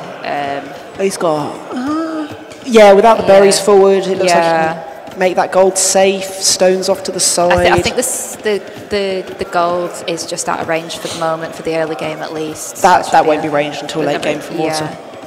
That's fine. Both look to be docking, which is commonplace on this map. Well in the billing safe there. Especially against an eagle. So annoying. Just making sure. Steak already opting to wall his base up, not wanting to deal with any early pressure on land, even though Byzantines traditionally do go for the water. Yeah, really cagey. I think they both know how close these games have been, and neither player wanted to make any silly mistakes. Both know what's on the line here. It's going to be a fantastic. Oh dear. Oh, what is it? An ibex? Ibex. Oh, ibex. There we go. They always run back at the worst possible moments. I know. They really don't like trees or anything. Literally anything. Speck on the grass, don't like it. Yeah, no. Fussy AF. Okay, so one fishing ship out for both players. This is mega close. But then Mayans do naturally have that one villager advantage. Yes. While at the front of the map there first. Nice. And Steak scouting that darvoi is indeed pushing in most of the ibex there. I think going back out for the fourth as well. Whilst darvoi's berries look awkward, strong. The rest of his map looks really good. Yeah. With the golden stone back, he's walling in his other gold. Yeah, got nice safe wood lines at the back. If he can manage to get a bit of water control, those berries are then fine. Tricky, 2 back but doable. stones as well. Which, if you want cataphracts long I term was going against to eagles, say, what do Mayans do against cataphracts? arbs, but then Byzantines go skirms, so then you need eagles. So it sort of becomes an arb eagle versus skirm cataphract, which is just awkward for both to play. That is awkward. That sounds horrific. The other option is you play eagle monk and just convert the cataphracts. That also sounds horrific and micro-intensive. I think that's less Steak style. Yeah. So darvoi here is up to the feudal age. Steak going FC. He's not clicked up. And I think he has to at this point. And he's gone for a lot on berries. Yeah. But hasn't pushed any deer in. I'm confused. He could just go and take them now in the back of his base. With safe stones, could you see FC plumes? I mean, I'd love to see FC plumes. Whether we do see it or not, that's That is the other question. That is another question. Interesting. I'm really not sure. It looks like an FC build at the moment. Whereas darvoi's build looks to be playing into the water play. Yeah. And then adapt. Oh, that's an unfortunate wall off, isn't it? In the north. Oh dear. Oh, darvoi. I think if darvoi sees, if he recognises Steak, I mean, darvoi's only going to see it on the timing though, right? darvoi hasn't scouted much. darvoi's uptime isn't particularly quick, so if Steak's not matching it, that second dock isn't needed. Yeah. But I think we're just going to see FC crossbow from Steak. Yeah. And it'd be good from darvoi just to add a couple of fires. Yeah, and then to just macro up. Yeah, deny that little bit of food eco on the water there. He's not. He's opting to add extra fishing ships rather than go and kill Steaks. Weird. This is very greedy from both players. Okay, now he's adding them. Okay.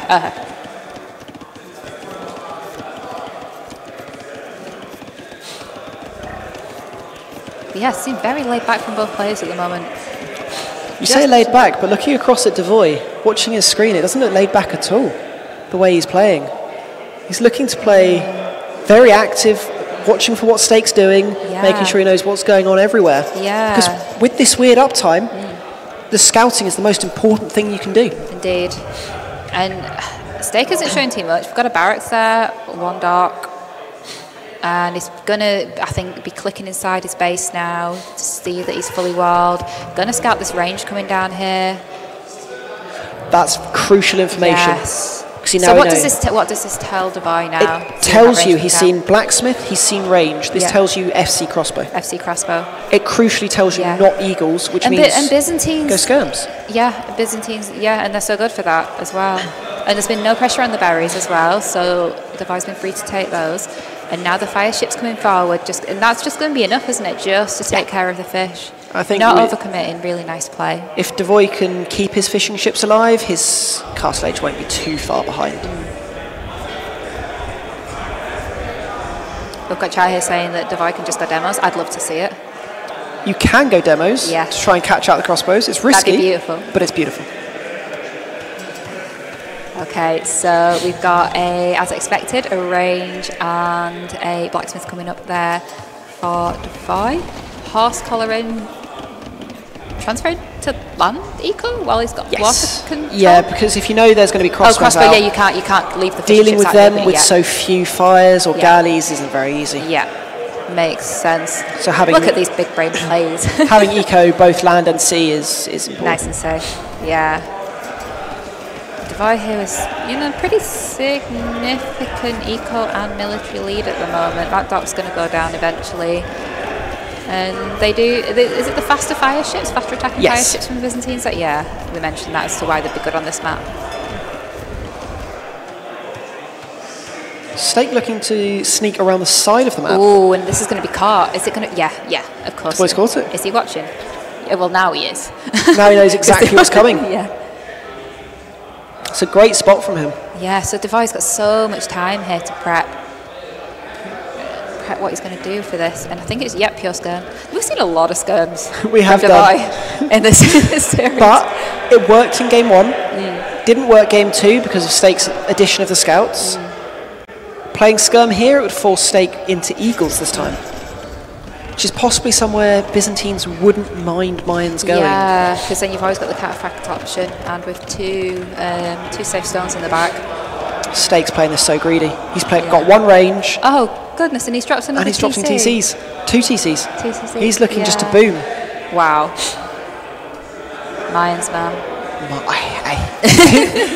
Who put Mayans in the game, and can they be fired? 3 TC booming, holy. Mayans just suck the fun out of everything. Unless you're playing them? None of the fun? Well, they ruin other people's day more than your own. That's like douching people. Which I've heard you've had experience with recently. Yeah, it's good fun. Good fun. It's great fun. It's like a new toy, new experience. It's good fun. Yeah, Yeah, so looking a little bit tight for Wood on the back there. Probably going to have to head up to the north of the With map. water control, that is very possible. Yeah. He's added in 3 extra fishing ships. Yeah. Yeah, Devoy's looking really comfortable right now, I think. Able to defend from this. So what happens if State gets away with this boom, though, if it doesn't get punished? Because Mayan's late game are terrifying. I think you witnessed that firsthand, didn't you? Yeah, I had. When they've got eagles and when they've got either plumes or arbs, there just isn't a counter to it, especially as they can get there so quickly. And this is another map with a lot of gold in the centre, so if State can take control of it, it plays into his hands. But I think these crossbows are not to do damage necessarily, they just hold the map control to allow that boom to kick in. Goodness me, aren't they clever? Yeah, what... I mean, clicking up to Castle with a solid eco, is it just going to be TCs behind this, do you think? I think elite skirm, and then you're seeing so few crossbows that you've got to add TCs and then back the cheaper imp to be able to catch you up. Yeah, because even with 3 TCs, Stake still hasn't quite caught up on build count yet.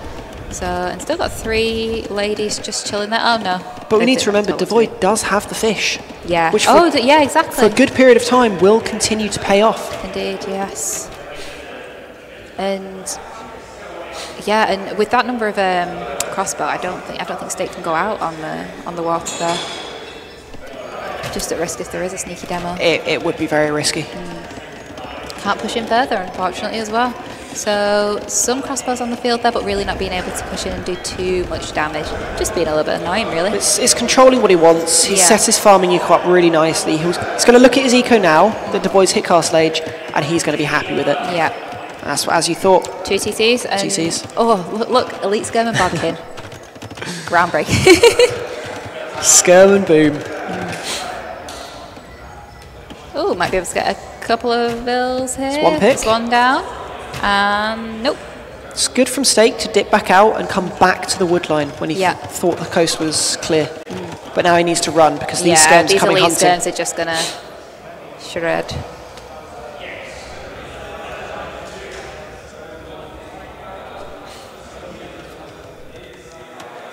And another duck there as well, making that fishing eco more efficient. It also moves it further away from where the crossbows are, making it even safer and paying off. They really do think of everything, these high-level players, don't they? That really didn't even cross my mind. I just thought efficiency, but fantastic, yeah. And yeah, quite reasonably passive with small armies, both just concentrating on eco at the moment. Is adding in eagles, though. I think that's a smart move to, just a little bit just to deal with the skirms there, keep the numbers manageable. It's a mirror of what he did in the last game. Mate, is it on stand ground? Stand ground, it's his initial eagle, isn't it? Oh. Is that what you do if you start one? Is it on stand? Always on stand ground. Oh, okay. Most melee units, unless raiding, will always be on stand ground. Again, you learn something new every day. It just means you need to pay more attention to them. Yeah. Now, I think that was another barracks going down there, so this could be some... He has set up his eco. Yeah, I mean, full send eagles, is that a thing? Absolutely. It's always a thing. Yeah. And I think with what Devoy has at the moment, it works, but if he's given the time to react to it, as with anything... Devoy is heavily on stone. He is considering the cataphracts. Cataphracts would be beautiful. That would be a really lovely play. But then I guess the Mayans Arbs, it's just Mayans, isn't it? It does force Mayans to transition back into a ranged unit. And so it's forcing them to play a double gold composition, which if you cannot control the middle, is just not viable on this map. Although Stake's on stone too, so is this going to be castle drop the middle? I think maybe they both going to castle drop the middle. Maybe they'll both castle drop the same place, and it'll be very chaotic for hopefully the moment in time, because they're very close on can remember back, stone count there. I can remember as far back as the show match that introduced this tournament between Rare and Squeaker. Oh, that was brilliant. The most chaotic Golden Swamp game, where they were castle dropping each other. Yeah, that's on YouTube, guys, if anyone wants to look it up. Please watch it. It's one of the best games I've ever seen. It was game 4, I think, Golden Swamp? I think so. It was brilliant. It was fantastic. And wheelbarrow, and then handcart coming in. Okay, Handcart really pays off so early. Yeah. But these fire ships are getting value still. Yeah. Holding the Eagles at bay. The Eagles.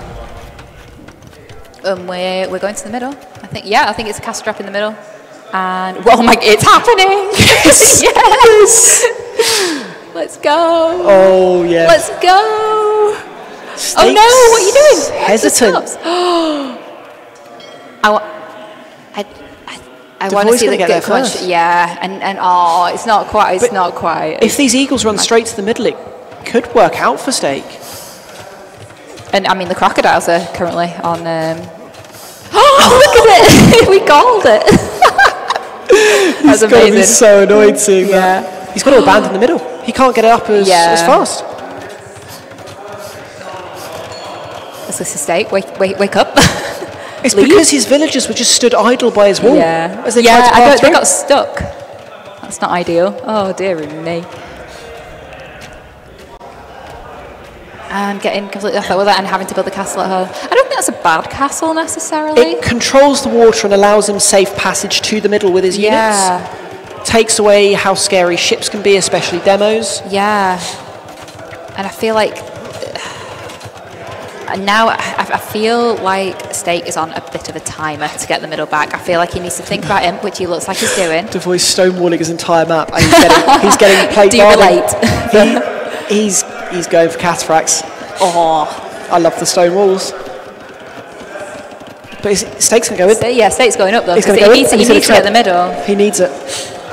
And I mean, do they get the cheaper Imp, if I'm remembering correctly? So but yeah, I think Devai could consider this. He's going to double down with a second castle and then probably go Imp off the back of that. Nice.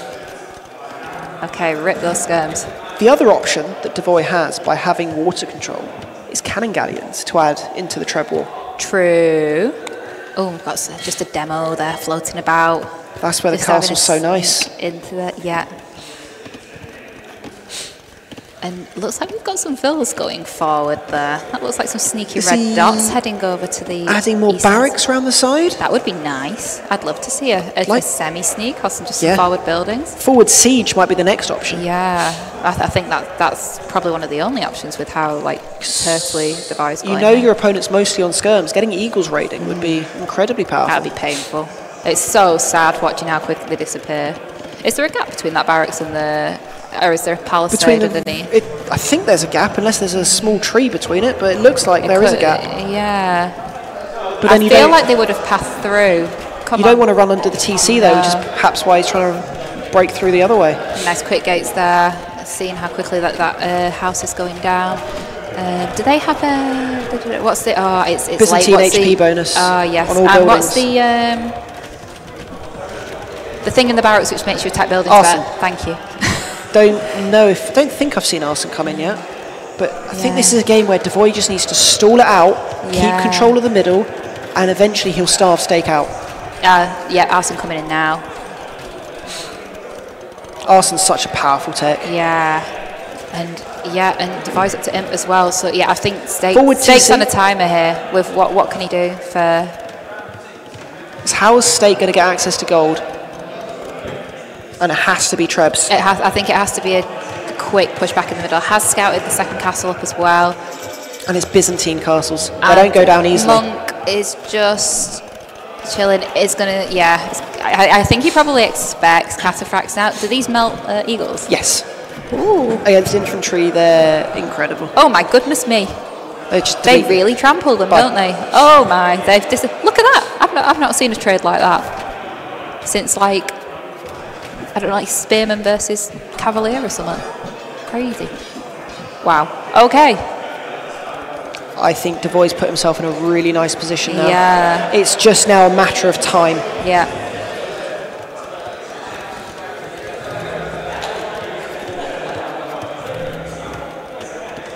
Yeah, bringing the Bills back with gold in their hands here. Let me see. So, is committing to Treb production. And Stake's having to tech switch again back into ARBs to deal with these cataphracts. That's painful. That and gold expensive as well. If Devoy sees it, you just add skirms back in. Yeah. clinical again, isn't it? The plays, like just how smooth and seamless the tech switches have been, and the well thought out strategies, really nicely played. Steak, So he will lead the tread war, but yeah, Cataphracts and Pierce armor, how do they do? So in terms of if they're going to run another castle now, I think he's only just got the second armor. I would be waiting until you get the final armor. yeah, You don't get bloodlines, so it's even more important. yeah, It's coming in now. yeah. And at that point, then you can go snipe the trebs. The Three other trebs out though. That's kind of rough. other option is bombard cannon for Devoy Yeah, to snipe these trebs. yeah.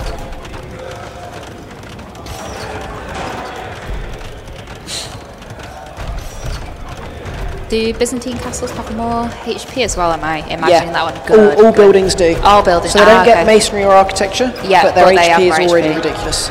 Cool. Which is I'm why showing he the can Alps still- as well now. I mean, Devoy kind of, he can repair for days, but I guess it's rough with 3. He's Struggling looking just to pass around snipe the that treb trebs, there. Yeah. Oh, but the Eagles are going to be in. and the That's going to Cataphracts be are nowhere near. Yeah. Oh, this is annoying. This is really annoying. Steak And I does think- only have 1 armor though, so they will die to TC Yeah. fire. Nice bit of distraction though, especially in the treb war. Yes. And really quick reaction there from Devoy. Immediately Garrison's having to send them home. Look at the Stonewall's nice. He And cannot one afford to castle be falls raided. as well. This is Steak's win condition. Yeah, State knows what he's got to do, and it's can he execute it now? And probably attacking the TC with Eagles is maybe not quite the play, but the pushback in the middle certainly is. And oh my God, how annoying are Eagles in you? But the Eagles in your Cataphracts eco. are back. Cataphracts will clean these up. Jesus, look at that! I've never seen something trade like that. That's mental. They get a huge bonus damage against infantry. That's insane, and that's so much gold as well. It's also castles are needed for the production, and if these castles fall, then it's going to be back to Eagles for Steak as he gains control of the middle. Yeah. Stake's playing this really well. I mean, as long as he doesn't throw his arms into the castles, I think that castle's going down. It will go down. Yeah, oh, 4 trebs on it. God, yeah. 4 trebs is not something you're going to be up against. This is a really nice. Then the skirms in there, but I guess we're going to see Eagles in a second, and yeah, there isn't a castle at home either from Devoy, so isn't going to be able to produce any more. He put them all in the middle to control it, and I think you're going to see Eagles raid Devoy to death now. Yeah. Lovely play there by State. Really recognised the position that he was in, and was able to, really switch the game around. Oh, but are they? I thought we're sorry. I'd have loved to see a demo in there. That would be a game changer. But there's enough arbs to clean up the Cataphracts. Yeah, just about. I mean, it's the ships are being a pain there. I don't think this is the best fight, but I think he just has to take control at this If point. you control the middle, it doesn't matter. Yeah. Especially with he still was raiding until just now. Yeah. The last Eagle cleaned up. Indeed. Good thing for Devoy is his eco is still very strong. Yeah. There's still a treb in the middle, and they're still going to build a castle. Yeah, that's a nope. He decided against it. Yep. Bit of a panic. Yeah. But we're seeing Steak queue back up Eagles now. Yeah. More trebs coming forward as well, sending more people out to the middle. And yeah, a few Eagles will make short work. Oh, the trebs are stacked on top of each other. That was interesting. Never seen that before. I think when that treb is clear, you will see the castle come. He just needs enough HP on it not to die to 1 treb shot. There we are. Yeah, there we go. GG's called. What a comeback by Steak. That was a fantastic play. It was the greed in Castle Age. Mayans are silly. Lions are silly. That was, the transitions were just seamless. It was, I would have considered that a difficult Civ matchup as well, with the answers. It's difficult for both. So now we're going to be going to Devoy's second home map of LAN Madness. Oh, I love it. I think it's obvious Civ choices. Game. Yeah, I think it's going to be Huns versus Khmer. I think that's the sensible choice. Indeed. Yeah, both of them staying hydrated. I too will stay hydrated with my lager. Very hydrated. Very hydrated. Nice flick back there. Thanks, Grandy. But yeah, so we're going to be seeing LAN Madness next. So how's darvoi going to be feeling? He's gone 1 up, and now he's lost 2 games, so he's now down again. Now we're talking about momentum, aren't so we? he's got to win both games remaining, and he knows the last game is on Stake's home map. That's a lot for my brain and their brains to process at getting on there. Especially having just played 3 games. Yeah, indeed. Well, darvoi came back from 2-0 down against Ted. Yep, so he's got it within him. He's got it in him, yep. And he does have, it's darvoi's home map next, so he does have his home map. So I think anything could happen. Yep, I think this is perfectly feasible. Deal with what the map is. Yep, one step at a time. Win his home map, and then take what comes in game 5. Sounds easy, doesn't it? It does sound easy. It always sounds easy. Yeah. So, I think we know what the next Civ matchup's going to be. I think we can quite comfortably say Huns versus almost certain it is. Yeah. So how do these compare at different stages of the game? Well, you get Khmer, which is slightly tricky because you're not going to build a barracks early. Yes. But then you get quicker onto scouts, great early eco. Huns have production speed going for them, switching to cav archers later. So it should be quite even. The advantage Huns have is production, adding spears. Yeah. Khmer get the better eco early on. Yeah. And potentially momentum from there. And as we saw with Squeaker earlier, it was very, very heavy aggression. I don't know how relevant this is at higher levels, but for me, I find Khmer so annoying to play against just because of the jumping in the houses thing. And I think on such an open map like LAN Madness, I think that can save vills, a lot of them. It can save so many vills with it, and also forget that the garrison in houses for ages, and then half your recal's idle. Done that. But I'm sure these guys have already got that thought out. Oh, we're lifting the keyboard up now as well. Launching the game. We're changing the wrist angle. Okay, and I can hear the pitter-patter of tiny hammers. And yes, I think we're just about to jump into game number 4. And here we are, and as expected. As expected. No, we're just geniuses. Don't do that. We're just super clever. As we expected. As we expected. Yes. So here we are, and we're playing on. This is darvoi's home map. Yes. darvoi's home map. darvoi's home map. It was his first pick. It's what he's most comfortable on. And this would, if he wins this, he takes it to a game number 5. I'm struggling. I think I prefer Khmer in this matchup purely because I struggle to play against them, just because of how awkward they are with the buildings and the house bonus and the farm bonus. They're so weird. I think with the spears early on and the good cav archers, there is a case for Huns. It's probably the Civ more people would be comfortable playing. Yeah. But I don't think there's an obvious answer one way or the other. Indeed. Looks like Stake's already going to go bring in his elephant. I honestly, I saw the berries under the TC then, and I was like, what Civ are we playing? Everyone's Gajaras now. So, sorry, slight tangent. For Gajaras, is it just like 2 berries under the TC, under a different... So they'll get 3 on LAN Madness. On other maps, they'll just have 2. Ah, okay. They'll spawn in the same way. Ah, okay. Cool. So, getting some zebra pushed in, nice. There's quite a few... if I remember correctly on this LAN Madness spawn, there's quite a few accessible zebra patches. So there's a 3 patch of zebra that are going to be very close to you, and that's intended for you to take. There are 4 patches elsewhere, and they can often spawn within pushing distance. Cool. Especially if it's just 1 or 2 from them, it still makes a big difference. Oh, I really like darvoi's map as well. Look how much safe wood he's got at the back, and safe berries at the back, and an option for gold at the back as well. That's nice. Still opting to take the forward wood, but, you know, we'll let him have that one.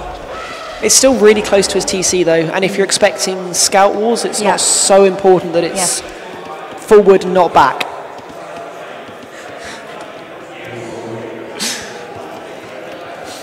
Lovely, so more ostrich being pushed in there, and yeah, Stakes map, it's super open. There's a big gaping hole at the front, pushing in some more ostrich at the back. I think Stake has fewer wood options. Well, as he's taken the elephant in so early, and he looks like he can access the second patch of deer as well. Yes. Potential for a very quick uptime, and don't let this game be played at your base. Yeah, I think it almost feels like for most of these games, it seems like which players got the early control, bar the last one, where Stake turned the tide a bit. But Stake intentionally gave up the early control Yeah. to gain it back in a different way. This is why I'm never going to be 2K. This game's hard. It is hard. Yeah, so being plenty greedy with the ostrich there, nice and clean. Going out to some nice safe berries at the back. 3 on wood. It's going to be a scout build, isn't it? I think from both, it's the safe option. Looks like Stake's going 17 Sorry, pop. 2 on wood. 17 pop. He's sending more now. You don't need the barracks. Oh my God, come here. But it's 17 That's pop. madness. Land madness, you could say. Absolute land madness. It's why we're here. It is why we're here. Yeah, so what is this going to be straight stable and then just Straight stable, yeah. scouts for days? And just put the aggression on. Perfect. Darvoi looks like he's going to have a 20 pop up with Loom. Does give Stake a minute 15 advantage potentially. That's a lot of time. Potentially even more with. Is it going to be more? It's going to be a very significant. It's going to be about We'll see when Darvoi minute clicks and up. 5. Let's go. Depending how quick. Speedy. Okay, yeah. Minute and 5. Yeah. Stake's had a little bit of idle time. That'll explain it. Calculated-ish. Yeah, going to have enough wood for the stable as well. Decent-ish food eco there. Is that stable and bit axe? I think it's either stable and bit axe or stable and horse collar. You won't be able to get both. Nope. I mean, 17 pop-up, what can you afford, to be honest? It's like these silly archer builds they keep doing. These modern archer builds.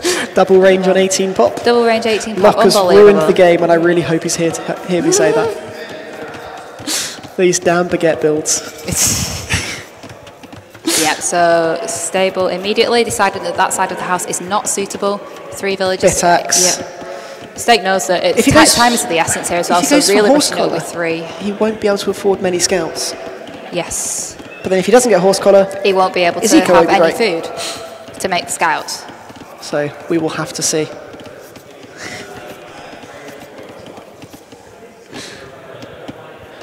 Darvoi looks like he's going to be mirroring, but the barracks is up late.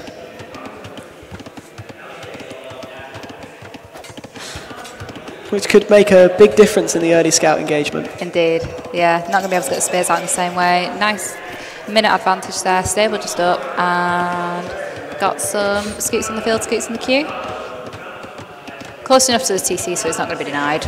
I think that's the sensible approach. Yeah. And I wouldn't be surprised if the stable goes down right next to it. There's some squeezy small walls as well. Holy. It's just to make sure those first couple of scouts can't find the damage. Yeah. Okay, so Stake with the initial military lead here, as expected. Has scouted where, taken berries. And we don't have a spear on the field yet, so having to evacuate there, jumping around the front, too many to engage with. He'll be able to send them back with the spear. Yeah. Yeah, and Darvoi's going to have to leave that one. Slight idle time of berries there, but really no big drama. It's worth it not to be else. Losing a villager HP, potentially even a villager. And with a map like this as well, like it feels like the tiny things end up snowballing into bigger control. They can do very easily. And now it's just how is he going to deal with these early scouts? He knows he's going to have the better eco. It's about surviving and then pushing playing back. on the better eco.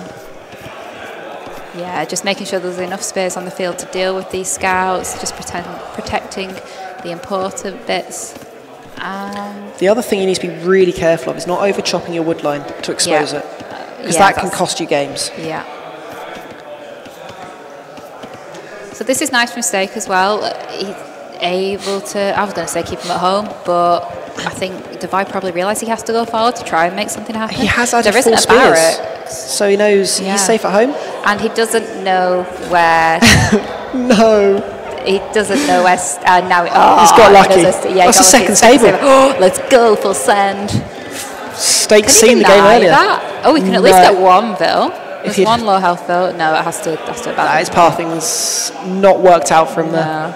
Look at that nice micro separating the wheat Villes away. Lovely stuff. It's like he's good at this game. I know, right? Who'd have thunk it? Or try hard. I know.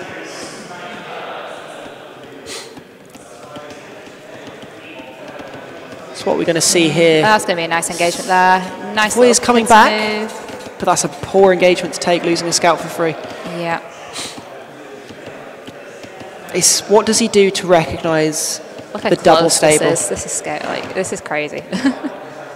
He's got Can't engage over there. He's got extra production speed, but that won't keep him ahead for long. No, not with the second stable. This is just the one stable at the moment. I can't see another one being built. Nope. But then he does have the spears to buy him time.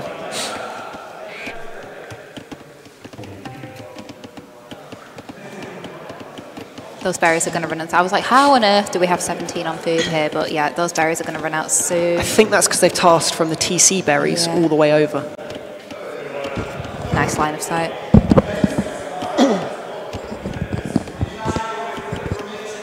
Yeah, scary numbers of scouts out from stake. Oh goodness! It's as if you take one bad fight and your eco could die. Yeah, it's so cagey, and then it could all end very, very quickly. Indeed.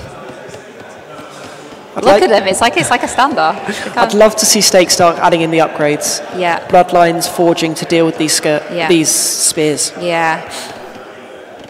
At the moment, that won't be a nice fight. Devoi's transitioning to gold, which suggests a Castle Age transition traditionally. Yeah. But could easily just be a play for Bloodlines, as he is seeing these scout numbers get scary. Yeah. Still lots of spears on the field, but they're just so slow. They can't. You've just got to put them somewhere and then hope that the scouts run past. Ooh, Stake nice is another good from engagement. darvoi taking some good. Sorry, for Stake taking some good HP off those scouts, but. darvoi is so chill. Like, look how many farms he's got. Look how many scouts there are around, and he's just managing to keep his eco going so well. I think this is the point where you need to add upgrades or add a second stable. Yeah. Oh, and a tower going up on the gold there. Scared about. It's just to hide the vills in and get some residual damage. And is that a blacksmith or a stable he's adding now? That's a blacksmith. I think this is we're thinking about a castle age transition. I don't think you can at this point. There's too many scouts. I think it needs to be upgrades. Ooh, that's an awful.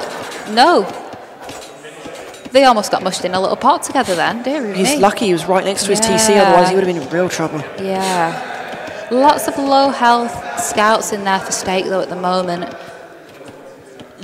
and just running around, just making darvoi respect that he's there. Got a bill pick, having to run away. A couple of scouts going down, and the spears are here. Stake's going double upgrade. He's got forging already, yeah, and he's getting armor now. Yeah, bloodlines coming in for darvoi. I think darvoi needs to be dropping the second stable and getting his numbers up. It feels like almost reminiscent of your game on It really is. Just let the scout numbers get out of control. It's that little bit too much greed. He's done well to get his eco in a really good position, but now he's leaving it too long. Yeah. There are quite a scary amount of spears on the field, though. Like, how's that dealt with? Is this when there's a skirm transition, or do you just... with this many scouts on the field, you can't transition to skirms. It's too late to add archers in. I think it just needs to be more scouts. Yes, and nice counter-attack going forward there from darvoi. I don't know how much scouting darvoi's got of state space, to be honest. When he first went forward, he only found it. Yeah. And making sure just nice quick walls on the wood line there, just avoiding that overchop. And yeah, we've got scouts in defence. We chilling. He's keeping enough at home, but also he's still got a big mass forward. Yeah. He just needs to be able to take that one good fight. I think we're just going to see full feudal play here. I don't think either player's capable of going up at this point. Crazy farm eco though from darvoi. Look at that in terms of farm numbers. I do think if darvoi tries to go Castle Age, that's 27 farmers. Lose it. We've got spears running all over them.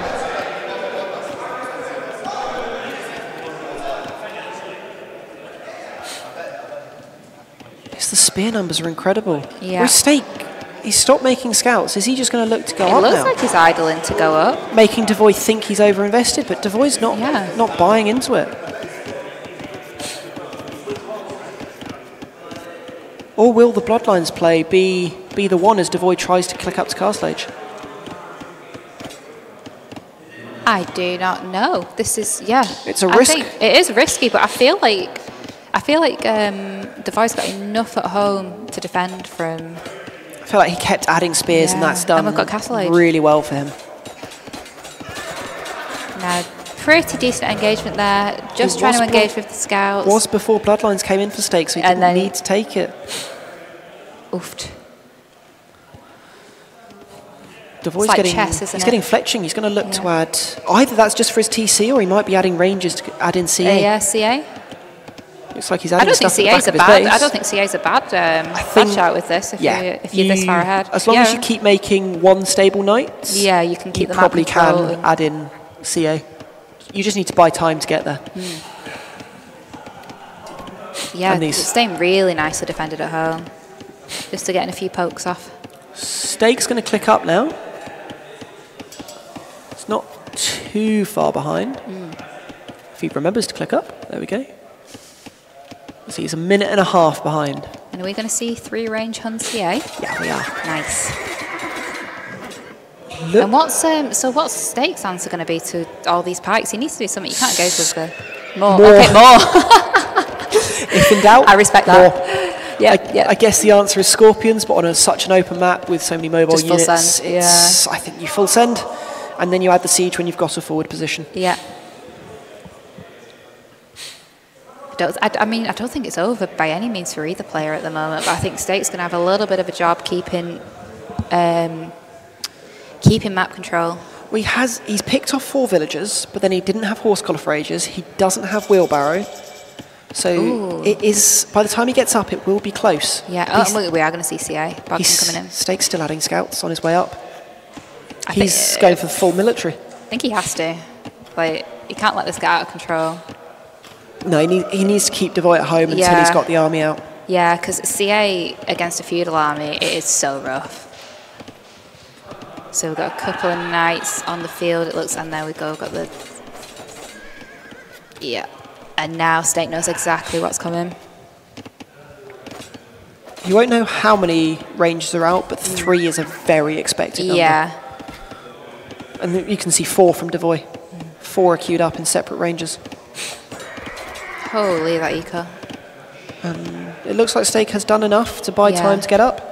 I'd like to see the light cav upgrade and then switch straight into knights. Look at that. There we go. Light cav. First out, second hour, is that +2? Yep, that's +2. And all the knights. Yeah, nice. I don't think Stake's in a bad spot here at all, to be honest. Like, once that light cav can get in, probably engage with small amounts of CA maybe with the speed. He just needs to take the engagement away from all these spears. I'd like to see Devoy click pikeman. It would make a huge difference. He has the eco for it, I think, to be honest. He does. Yeah. And it would just stop these light cav being such a pain. It would make the transition to knights that much harder. Yeah. And give him time to get that CA mass going. Yeah. We're seeing TCs. Greedy boom. Is this where we see a post-imp land madness game? Yeah. I like that pulling. Ooh, nice raids coming in. Browse pulling the rest of the army away from the base. Lovely.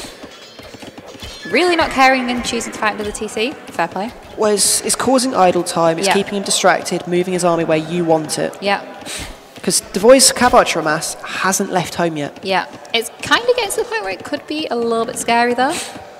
We've got the Spearman denying the university there. Devoy's woodline's open as well, so he's not going to be able to get ballistics. He won't be able to afford it. Oofed. This is lovely. Like, Stake sending army in one area and then raiding in like the opposite area of the map. I think it's really And clever. Now you'll see these light cav come back in from the north as Devoy reacts.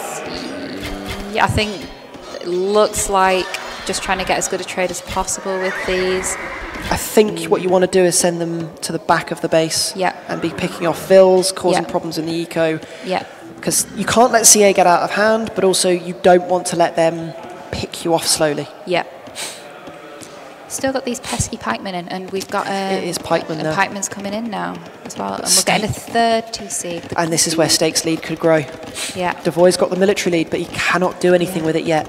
Stake's untouched at home pretty much as well. Hasn't lost a villager yet, and he's killed 9. Oofed, lovely. Devoy is going forward with a massive CA, and that could cause problems. But how does he do that when Stake's in 2 places in his eco? Yeah, constantly all over his farm eco. Oh, this is nice. So that is a crowded juicy. gold. That is so juicy. But look at that sea houses. That wouldn't happen with any other Civ. Wouldn't happen with any other Civ. So we're seeing the first eco deaths of the game. I think it's going to be nice and even now as well. But we can see Steak already pulling ahead with the 3 TCs. He does need to survive long enough for it to kick in. And he needs to do something about these pikemen eventually as well. I think, like, as much as I appreciate a full send into pikes is never fun. It is not fun. Is he just going to commit to it? I respect it. I think it's a terrible... No. It's not a good fight. That's not one he should have taken. No. And Darvoi's got up to 25 cav archers with more on the way. This is getting towards the scary mass. Yes. He hasn't. Are we still 1 TC? Still 1 TC. Hasn't got ballistics yet. Yeah. Should be clicking that now. 30 gold. cav archers. Second gold mining upgrade? Second one, yeah. Wow. 30 cav archers is what you want for one-shotting knights. Yeah. So we really are getting to that critical mass now. Yeah. Nice. 15 kills from those cav archers. I really like that Darvoi's continued to add in a few knights as well. Yeah. It stops the skirms switch. Yeah. It allows you to kill other villagers, pick off units. Yeah. Oh, and I think we're going Scarps to defend at home now? It's going to be Scorps, Yeah. Just for that residual, reliable damage. Yeah. Steak's really slowed down on military here, and it seems to be idled off a lot of his eco. It's the farms being idle that's costing him. Because everyone's sat in a house. They're all sat at home. It's like we've been doing for the past 2 years. Until we got an excuse to come out here.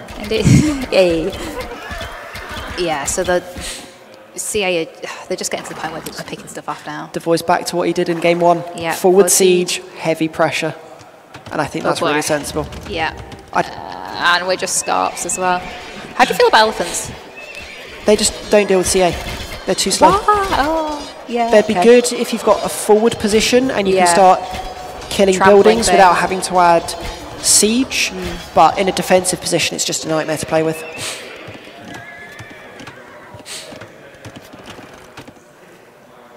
Look at device res, by the way.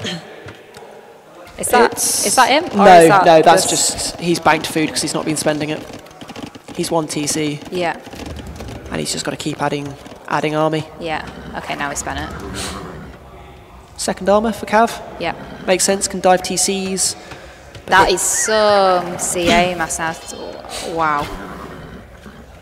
Don't think he's got thumb ring yet, which would be the next thing to aim for. His food count is there, just needs to afford the wood. But I think Darvoi's going to be very happy with the position he's got himself into now. He's really turned the tide in terms of macro. It was a fantastic defense in Feudal Age, able to extend his farming eco even under masses of pressure there. It's now the awkward situation of Steak's got the really good eco. Yeah. He's 25 fills ahead of Darvoi. Yeah. But he's got all the pressure on him. What can you do to stop this push? Like, it's all well and good having eco, but... That's your answer. 5 Scorps. They will tear through cav archers. You just need to be able to take one good engagement. It's a question of does he have enough knights as a meat shield? Yeah, exactly. There's knights on the field, so surely you just pull your CA away, and already got him in spread formation. And I love this ram from Darvoi. He just wants to kill the production. Yeah. Got rams forward as well, and now Steak's staying as far home. He's going to be forced to take this soon. Yeah. Under his TC is good position. Yeah. He's putting himself in as good position as possible. Scott's getting some good hits on the knights here as well. CA are forced to back away. But now he's going to lose 2 stables. He should lose the 3rd. I wouldn't mind Darvoi going after the blacksmith as well. Look at that. Beautiful army control as well. Just the balance of the comps is lovely. Steak is now, he needs to buy time. Yeah. But also, where does he expand his eco to? Oh, he can't. He's the left corner. There's not much space there.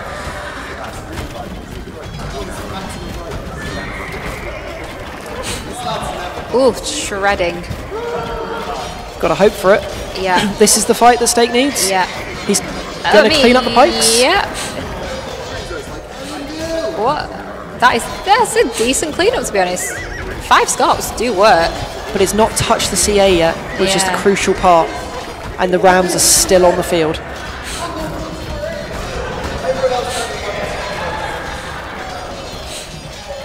I think Slowly dealing with the Rams now. Oh, and taking some bad hits from the CA there as well. Just a pesky knight in the back as well. This is where the CA stacking is not a good thing for Devoy. And look at all those dead horses on the field. It's very sad to see. Mangonels are coming to try and deal with the Scorps. Mangonels deal okay with and I think Stake's overextended here. He's going to lose too many knights for free.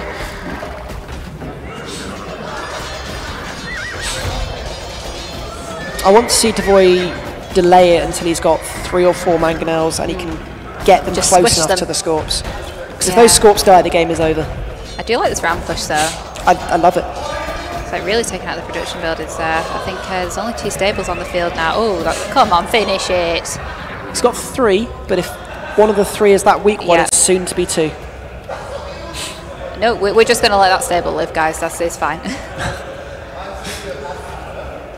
I think there's the Mangonel. Like, ooh, 2 Scorps. Decent. Really commit. Oh, dear. And wow. Got 5 out of 7. Look at that trade. Worth. That could be the game-winning move. Wow. And we've got 2 Mangonels on the field now. I guess the next move would be maybe heading for the TC. It's the games Devoy's won or is winning. He's been the one pressuring. Yeah. When he's been forced onto the back foot, he's not looked as comfortable. No. And I don't know what Stake does here now. No, its whole farming eco's idle. He does have 2 Cs in the back, but I'm trying to expand his eco. But oh, we've got the second wave of Rams. But these CA are just scary, scary mass now. Oh my goodness, there's lots of them. I absolutely love this from Devoy. he doesn't care about his eco. Yeah. He's not going to try and catch up. Yeah. He's just full send. Full send. And there's really nothing Stake can do if he doesn't have eco. He's got the right army composition. Yeah. He just doesn't have enough of it. I thought that Mangonel shot was going on the Rams there. You don't want to do that. Friendly fire's no good. So easily done. So easily done. Especially late game with, let's say, siege onagers. Yeah. Oh, I mean, getting a good clear up there, Stake, with all the rounds. But he's cost him all his knights. Yeah. He does still have 113 vills. That's cool, isn't it? And is expanding to the sides. And we're going up to the north as well. Stake is doing everything he can to stay in this game. More stables, more eco. Just keep yourself in it. I don't know what idea he's got as to what Devoy's eco's like. Given that he's seen that many Rams, he probably doesn't think it's that good. Yeah, I think he's only just seen the 3rd TC. I think you're suspecting Stake's booming, but what does Stake think of Devoy? Yeah. Like if you looked at Devoy's, oh, is this a castle? Oh, it's a castle. This is get out my game. This is a get out my game castle indeed. And what it's going to do crucially is it's going to split Stake's eco in 2. Yeah, it's so difficult when you've got to concentrate in 2 places at once. So I like just sending the 1 knight down, just seeing what we've got. I want to see it closer than that. It's very, very safe. Yeah, I want to see it like literally touching that TC. But it guarantees a great forward position to play from. I mean, it guarantees it, but come on, we want spicy castles. We do want spicy castles.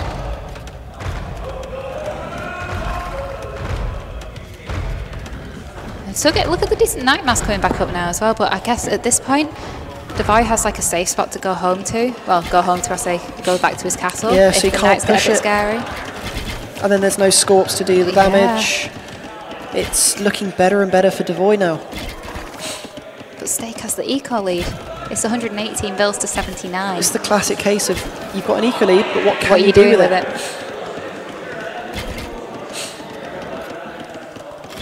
I want to see Devoy prep another ram push. I think it was just so vulnerable with the knights. They just got hit so easily, and Rams feel well expensive in Castle Edge as well. So we do have another TC going. Oh, 2 TCs up now. 3 TCs. And there we go. He's found the eco. Found the eco, so I can push here as well. And I don't know if there's a TC here to defend. I don't think there is. There isn't a TC. Yikes.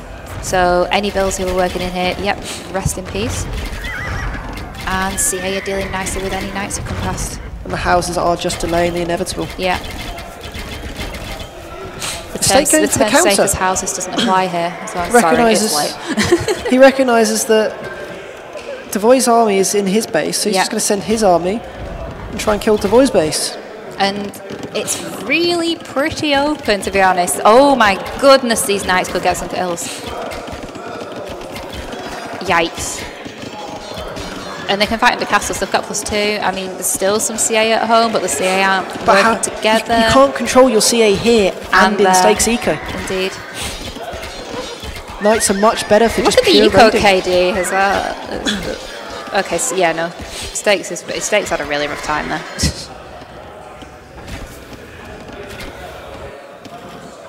It's not quite got the damage he maybe would have been after. No. I think it maybe came just that little bit too late. Now that the extra TCs are up. I think, see, Devi's on 5 TCs now, so really able to look at that map control as well. I think he just keeps adding them now. Yeah. Any resources, just drop a TC on it. Make some bills, live the dream. Now this is largely dealt with. I think the writing is on the wall for Stake.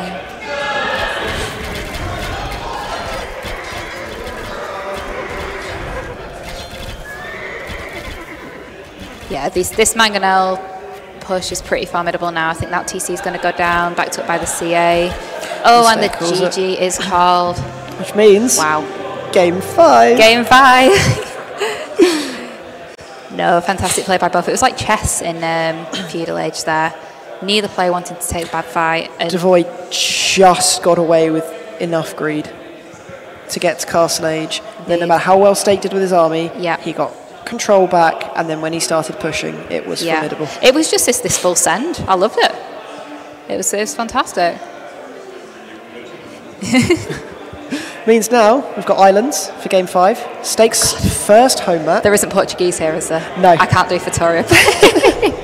It's almost certainly Vikings. It's going to be Vikings v Malay, yes. Will we see harbours? Are harbours a meme?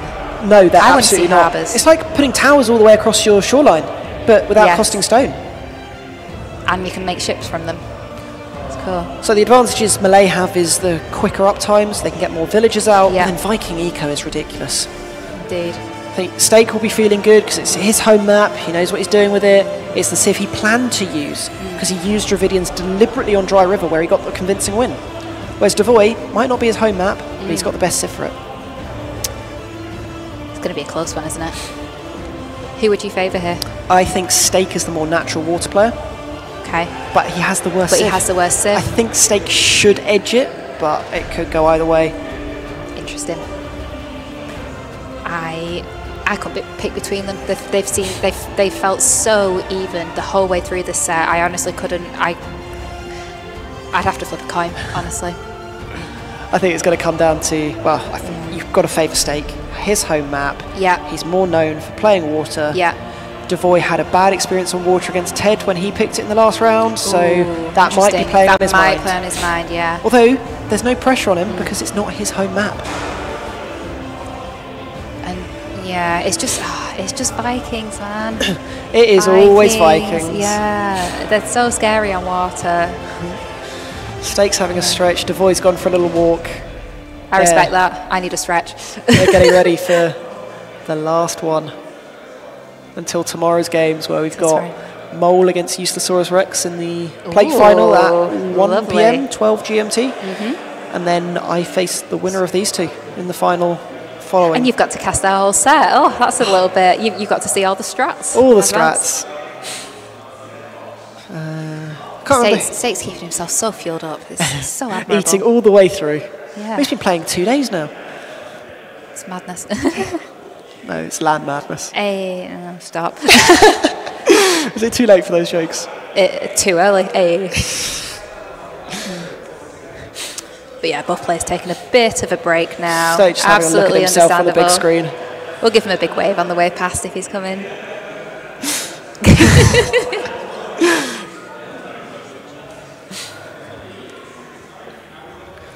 It's now as much a battle of mental as it is in the game. Indeed, yeah.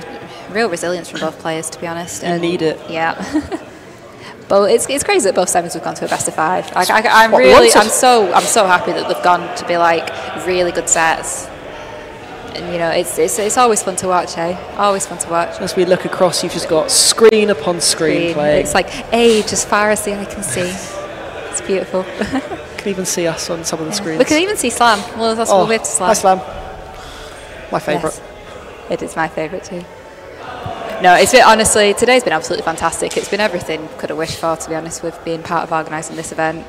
Just seeing all these lovely, like-minded people come together under one roof. And it's been a long time coming, hasn't it? Hours and hours to get here. Yeah. So a few even flying from abroad. From Australia, I picked Madness. someone up for. Can you play the ukulele? No. Can you? No. Thanks, AC. Can you Stitching us right up.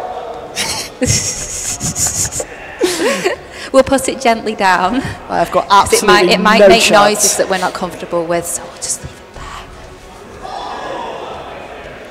But yeah, we can have a beer break as it stands. Darvoi's back, waiting on Steak. Chilling in the lobby.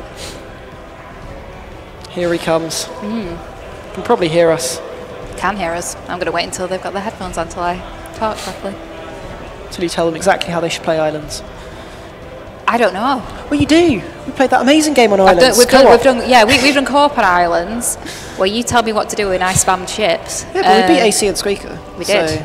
We did beat AC and Squeaker. Exactly. And no other map matters. Right. Yes.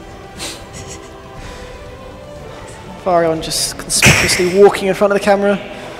Doesn't look. He's been out for far too many hours. Is it getting on 40 hours now? Playing into your head. No, it says this is a dead man. Who's a dead man? You're a dead man. You. Those eyes, there's no life left. He'll be back live from tomorrow.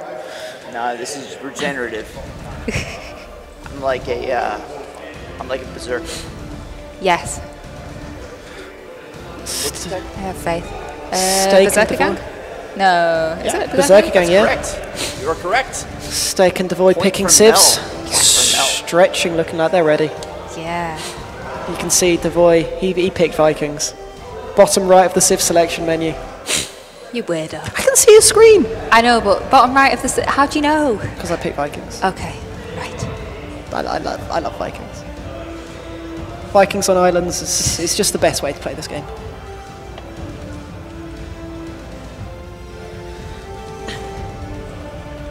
They both look tired. Well, they spent all day together. I know. Darvoi left his house literally in late, the car. got to Steak. Steak's driven them up for about 4 hours.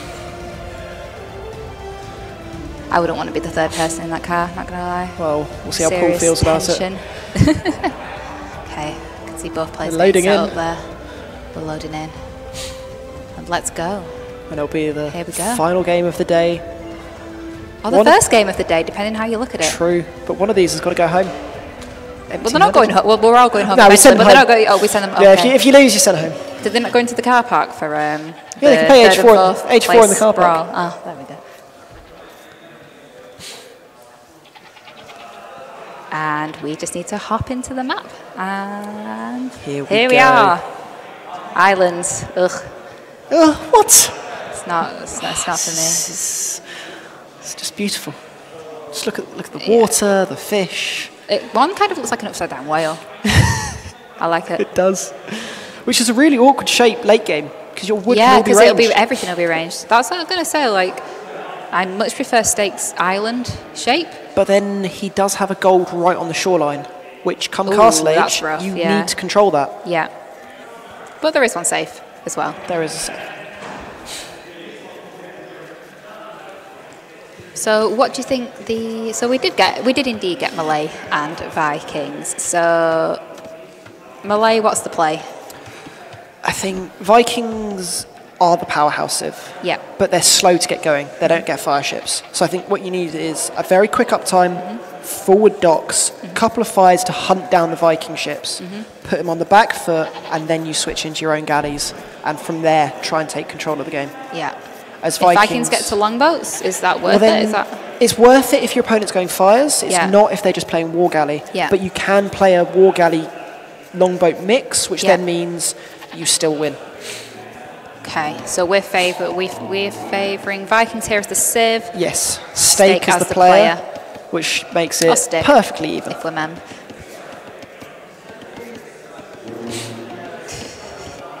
Yeah, we've got a riveting islands build order masterpiece here. It's all about. Are we going to see clean two on builds. shore fish? I hope so. Do you think It's the way. they think they've stole your build? I've told Steak to do it, so well, not today, but for a different tournament. Let's see. Oh, it just looks like one going out. Is that a house then? It'll be house then dock for Devoy. Yeah. Steak looks like he's going to back dock as Malay, which is an interesting idea, unless he's going to use the quick up time to greed on the fish and then get a really quick castle age off the back of it. Depends how safe he's feeling, hey? Well, I imagine he's got to have an idea of something planned, picking Malay in this map. Yeah, he'll be aware that he has maybe the less favoured civ in this, so he must have something. Because he banned Italians, didn't he? He did ban Italians, and he could have picked Vikings earlier. Yeah, Vikings earlier or Portuguese. I know Devoy had Saracens available. Yeah, it feels like he's got a plan, to be honest. This feels like a well thought out civ matchup. 2 vills to shorefish. There we go. 3 vills to shorefish. No, Steak, no. Just realised that's a mistake and brought it back quickly. A mistake. Sorry. I thought you said it was too early for these jokes. It is. So why is it 2 on shorefish? It gives It's you. quick? It's the quickest food income. It gives you a more reliable uptime. Yeah. And then it gives you 2 vills to go and build extra docks. And if those 2 vills can then go on new shorefish, that's 600 food total of very fast food income, which boosts your castle age time. And that's a lot of maths which you've done to work that out. More about your castle age time than about your feudal age play. Yeah. It's what happens when you spend several evenings just playing islands, A Viking lot Wars of with Pete. idle TC, considering this is an islands build for Steak. Should be minimal. You're not supposed to have 19 seconds. No, because you should be taking almost exclusively hunt after that first go. Yeah. 2 fishing ships out for both players. Pretty much matched on eco. 5 villagers in the queue. Oh boy. You'd be expecting to see. Cancel them. He's going to go. I don't re-queued them. Okay. 19 vills and loom for Devoy. This looks like a very standard uptime. Yeah. You should see 4 fish, which he's making now. With Steak, it's anyone's guess at the moment.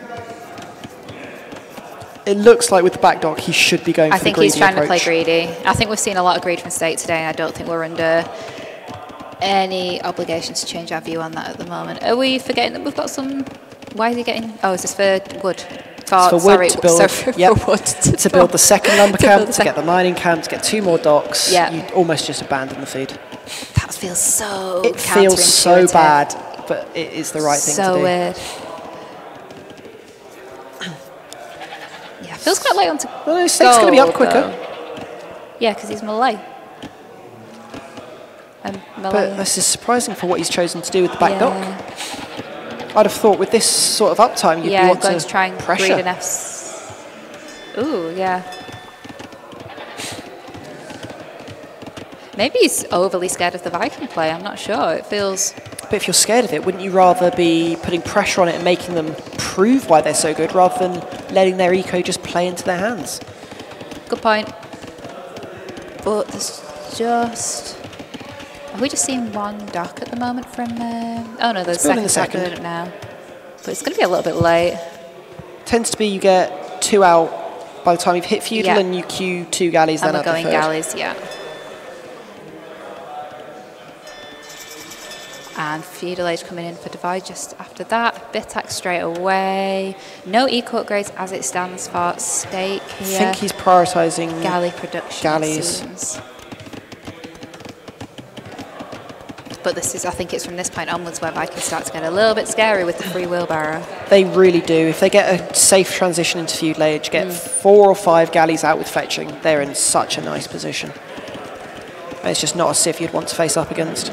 Rushing down some houses there as well, ever so slightly housed. Annoyingly for Steak, he's heading the wrong way for Devoy's docks.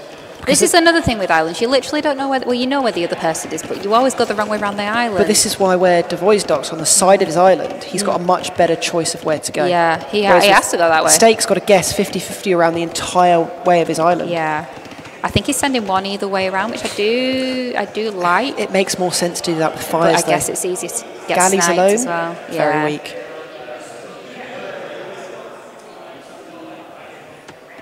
Both keeping scouts active, making sure they're not being landed, trying to get a read on where those galleys are coming from. Is this some nice auto scout? Or do you You just patrol it absolute- up and down the you show? Patrol it in early feudal, and Yeah. at some point you will stick it on auto scout. Yeah.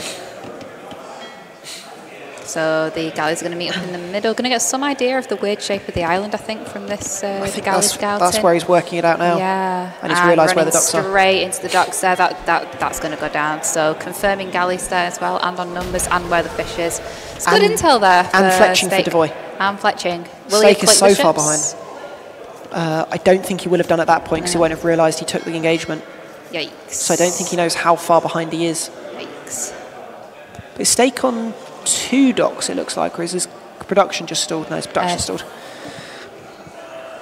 Thought he was trying to greed for castle age on 2 docks. I don't think some of those fishing ships are working either, which is... 3 of them aren't. That's unfortunate. This is why you use fish borders. I don't know if they're using fish borders. They don't line up with the fish. Some of them overlap the edge of the map. That's okay. As long as they highlight where the fish are. At least it's not cube mod. That's a decent galley mass there as well. Now, I don't know. It's getting a bit scary. A bit scary for Steak here. Got Bitaxe coming in now. But Devoy doesn't know So where the late. docks are. Oh, true. And it's if Steak can greed this, but he doesn't look to be going up to castle. And Devoy's food income looks much healthier. It is certainly healthy. He's going to realise where the docks are now as he loses 1 galley. But I don't think Steak will be able to capitalise on it properly. I don't think Steak can engage much at all. Yeah, he's No, he'll be able to clean up chasing it. 1, Yeah. and then he's going to have to back off. Yeah. Or not even get 1. I think Devoy's castle. I'd like to see Devoy. He's heavy on gold. Sell your stone, buy a bit of food, and you're going to go all in for that really quick castle edge. Oh, I was going to say, Steak really needs to run away from that. That is a scary mess there. I like the positioning on the map as well, protecting the fish, allowing... Is there any fish being added behind this, or is it just the 4 at the moment? Do you just invest fully into galleys? I think you keep the 4 until you know for certain that you can add them in safely. Yeah. And I think, like this galley, for example, is why it's stuck around the back. Yeah. I think this is already looking like a position where Steak's only win condition is fast in, fast fire. Fast in, fast fire. Let's see if he can pull it off. So both players realise what's going on. Devoy's cut his trapped galley out that was trapped by a straggler tree. Oh, that's cute. That's brilliant to find the time. Yeah. Fair play. Both are going to go up, actually. Yeah. Both sold stone, both bought. And I think with the Malay up time, I think they're going to be hitting castle age roughly at the same time. Fast drop, thank you. He's significantly behind in galley numbers, is the issue. Yes. But with the quicker up time, he can buy himself a position in this game. I'd like to see a 4th dock and ballistics as early as possible. Yeah. We've got many an idle bill here, though, which needs fixing. I think he's just going to eat everything on Needs to gold be and wood. 8 on gold, rest on wood. Yeah. Enough on food to keep the TC producing and get bodkin. Yeah. Possibly even go for careening if you can afford it at some point. It's a bit of an engagement at the top here. Steak just needs to be very cautious with his 13 numbers. versus 9 at the moment, and Steak just doing enough to push Devoy away. Well, Devoy's up, and so he sold his stone first, I think. So Devoy doesn't want to engage this, thinking he could be up quicker. Steak doesn't want to engage it, knowing that he's up quicker. Yeah. No, that's not good. Don't lose them for free. Steak's just got to run now. Yeah. He's bought himself enough position, though. Yeah. He's got time to get the upgrades in now. Yeah. So that is, what's it called? Fire galley? War galley. War galley. War galley coming in. And... Devoy's also added the 4th dock. They're going to match production. Yeah. Which Look favours at that Devoy. eco, like the res numbers there as well. It's so beautiful. It's so tight. Yeah. And yeah. Steak hasn't been able to afford bodkin. Yikes. Whereas Devoy's going to be able to get both bodkin and war galley. That's disgusting. And probably drop a university. Oh boy. So War Galley is in here, but Devoy's ran away and got War Galley coming in and Bodkin coming in, and there's going to be an engagement there which is going to look a little bit rough, I think, in about a minute's time. Yes. Maybe not even a minute's time. I think sitting here you could take out a dock and get the advantage in production, but I don't think he's going to have the time. I mean, Steak still has the eco lead ever so slightly, It's from the melee up times, Yeah. but Vikings now have handcart, Yikes. and that's where they really, truly Yeah. shine. And Steak forced to back away there. Adding ballistics for either would be crucial here. Yeah. And Bodkin only just coming in now for Steak here. Losing numbers quite quickly at the back of his mask there. This is looking really good for Darvoi. Rip that scout. That would have been terrifying. Imagine being that guy on that horse. Ballistics coming in now for Steak. Somehow big. managed to afford that. Second TC going down for darvoi. It's a greedy approach. I'd rather see ballistics first, especially with the Viking economy. But he's just looking to get that lead. Yeah. Actually, the numbers, it's 27 It's to 60. so hard to judge though, Yeah. because they stack so much. Yeah. And playing by your docks, I'd like to see a demo added. Yes. Oh, and there we go. Just as you said it. 2 demos in the queue there. It's almost like this was my home. We're lap. going to see some. We haven't seen enough juicy demos this We series. haven't. I think we need more of them. I think this now could be the time. Tomorrow we it. need lots of Golden Swamp, Golden Swamp, juicy demos. just demos everywhere. Lots of flattened skirmishes.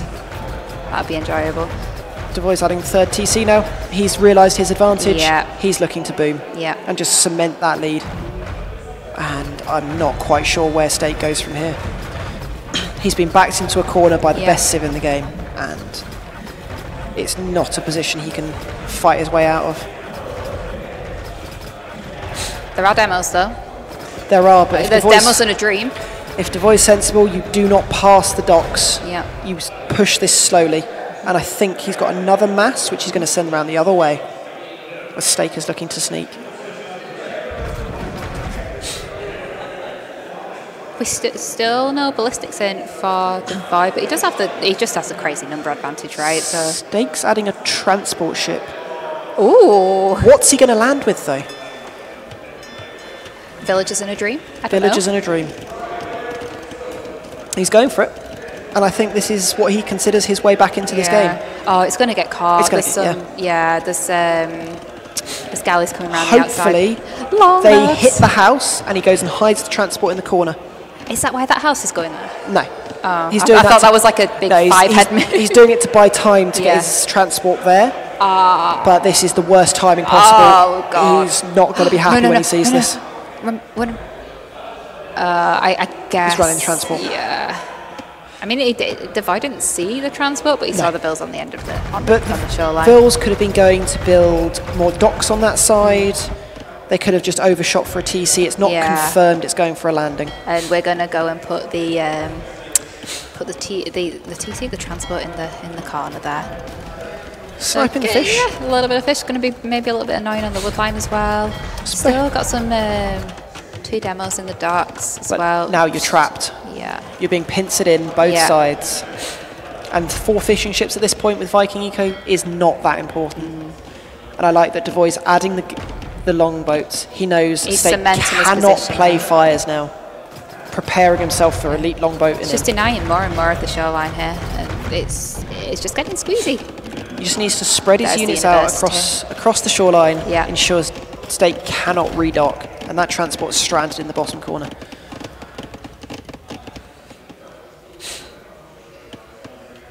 So sending them around just to deal with these guys, and really going to make a last-ditch effort at the transport ship. It looks like. What are we gonna do? The fun thing would be Ranges? elephants, There's no food. but there's no food. I think it's going to be Monk Siege. Yeah, there's a lot of gold, isn't there? You don't have a barracks, you need... Yeah. That's what your eco can afford. Yeah, And it needs to put pressure on hard and fast. yeah. But I love the position Darvoi's in. Yeah. As long as he spots what's coming. Yeah. And this is actually where the long, thin island for Darvoi is going to help him. He's going to spot it with his scout. Yeah, he will. Is it being escorted by no. the... oh, no, it's... He's going to see it. He's seen Yeah, it. he's seen it. If he notices that, Has he seen it? But yeah, he's seen it. if he notices that, you just stonewall Yeah. across. What's the reaction here? Oh, going to stone. Nice. And you send your boats over. Yeah. Because you can defend this from both sides. It doesn't matter if it's monks and siege, you can defend it. Because it's so narrow, you can just snipe the boat. Yeah, so we've got siege, workshop going down there. That can be ranged from the shoreline though, right?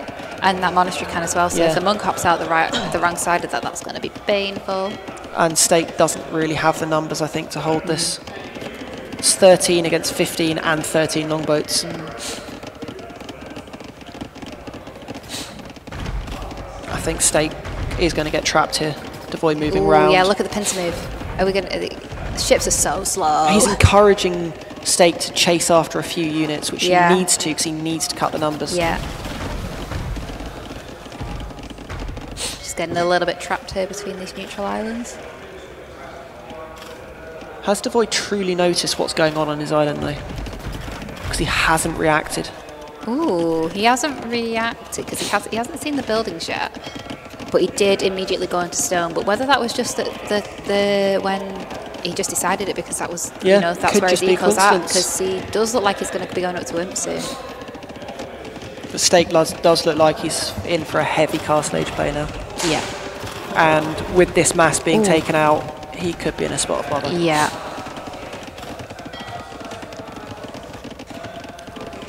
It's the awkward position for Stake if he needs to go quickly, but he needs a critical mass before he commits. I just think he's had too much of the shoreline denied for too long. He just couldn't get the docks down. He couldn't get the production rolling, and now they've just maintained this crazy mass. It's You can see them playing. I know. Oh, I like this. This is a nice version of player cam. I like that. That's cool. Oh, and this, that is. It's all on this push, which has started. Yeah. He's hitting the TC. Ooh. Stable. Double stable. Double stable. Are we going to see chonkers? Elephants. If Stake wins with elephants on islands, he's my new favourite player. I'll be very happy. Slam will be second place after Stake. Let's go. What have we got in defence here? Are we going to get a monastery get rushed up? He's already got a monastery because he was going to get the relics. Yep. Otherwise, I think you just need to start adding pikes. That's mad. You just need to delay. Oh, we've got the castle coming up. Castle. Yeah. Just shut it down. It's a really creative attempt. What's this elephant mod? I don't know. Look at them. They've got tails. More than usual. There's no way this gets denied. Oh, look at doing the monk thingy. But yeah, that castle's going up, and them elephants are going down because they have no armour. And now you've got the longboats going to start taking out the siege and the monastery. Oh. And Devoy's up to Imp. I think Devoy has taken this. Wow. And you said you favoured Stake on this map, but honestly, the way which Devoy played this... He's played it phenomenally. Yeah. He's played it perfectly for Vikings, and I think Stake's allowed him to play it in that style. I respect the 5 stable elephant push, though. What other choice does he have? 6 stable elephant push. He's not Imp. He's against Vikings going Imp with longboats. This is all he has. Yeah.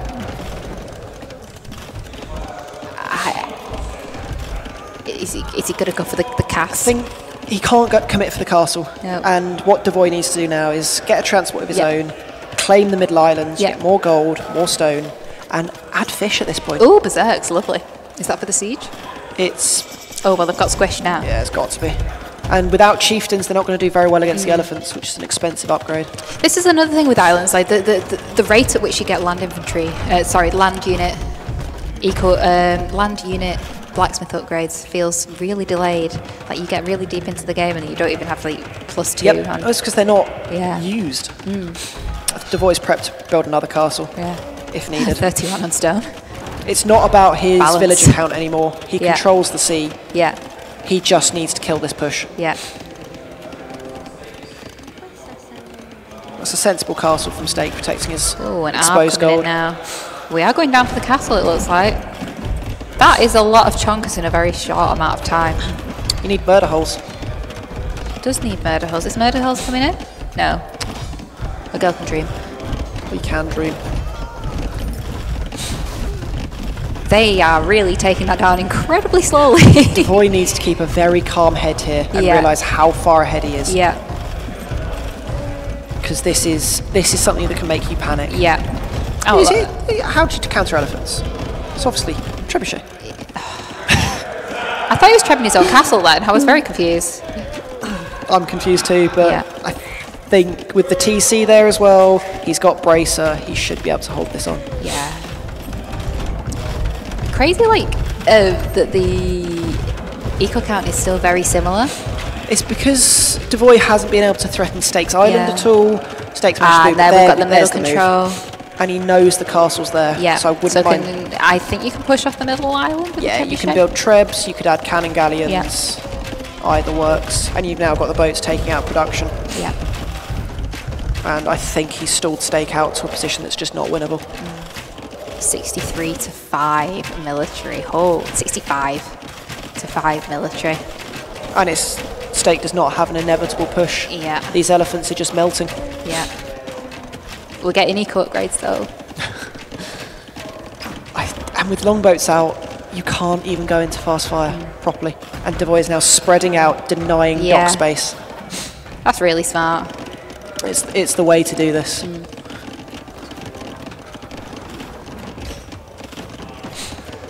Yes, full water control here from Davai. There's literally longboats as far as the eye can see. Living the dream here. Peak Vikings. Peak Vikings. They sound fantastic though when they're They firing sound at great, they look great. They're just the embodiment of everything we want. I'm sure Yeah, Slam yeah, loves them too. Yes. Slam always look, yes. Yeah, I feel like Device did keep a calm head, kept the castle up, and still got full water control, trying to One that, last hurrah. I But it's under the castle and Yeah. he's got the longboats there. Oh, we're landing arbs. Yeah, this is a very rough spot to be in, and we're going to try and rush another castle down, but the villagers are walking all over the foundation.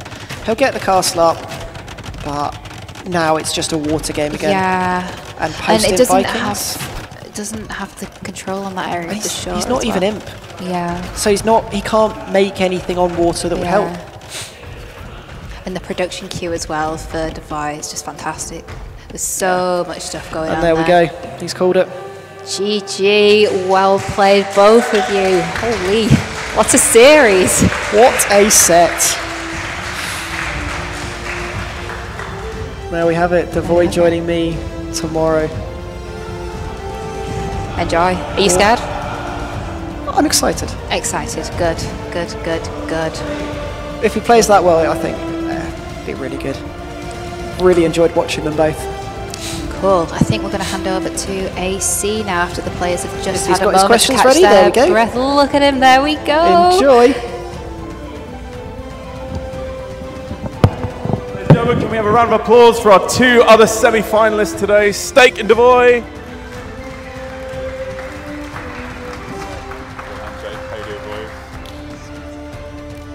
Bit sweaty, are we, Stake? In-game and out. Brilliant. Right. So, not enough in-game. Brilliant. Thank you. A fantastic semi-final. We all really enjoyed that second go-through. Couple of questions about the games, just see how we get on. In that first game, we had a Chinese Tatars beach fight. Mangonel fights. I'm just going to say, there were some great trades going on there, Stake, but it wasn't quite enough for you. Nah, yeah, wasn't enough to keep me in that game, I don't think. I don't think I picked the right civ for that map. I don't think Tatars was my strongest civ. I think Ethiopians was, and I made a mistake with the civ I picked. I think that was just first game nerves, to be honest, because I was a little bit flustered by the draft because I didn't need to get there either. So maybe just not the most ideal civ I could have had there, and Darvoi had a better game plan taking the middle hill as well. Yeah, you did really well with that. Chinese, is that one of your go-tos, Darvoi? I mean, they're a strong civ all round, but particularly one of your stronger? Yeah, definitely one of my favourite civs, and I think pretty good on that map as well, probably top 2 or 3. How did you both manage with that bizarre wood line? Did you find that kind of chonker went right across the middle? It almost sort of ended up being a sort of semi-hideout map in the end. Yeah, I feel like you can get some weird spawns like that on that map. Just kind of had to scout it and adapt. I guess it made it harder for me to sort of push down the middle. Then it also made it harder for Stakes to sort of take the centre in the beginning with his crossbows. Defend that kind of choke point. It was, yeah, really great match to watch. Really well played, both of you.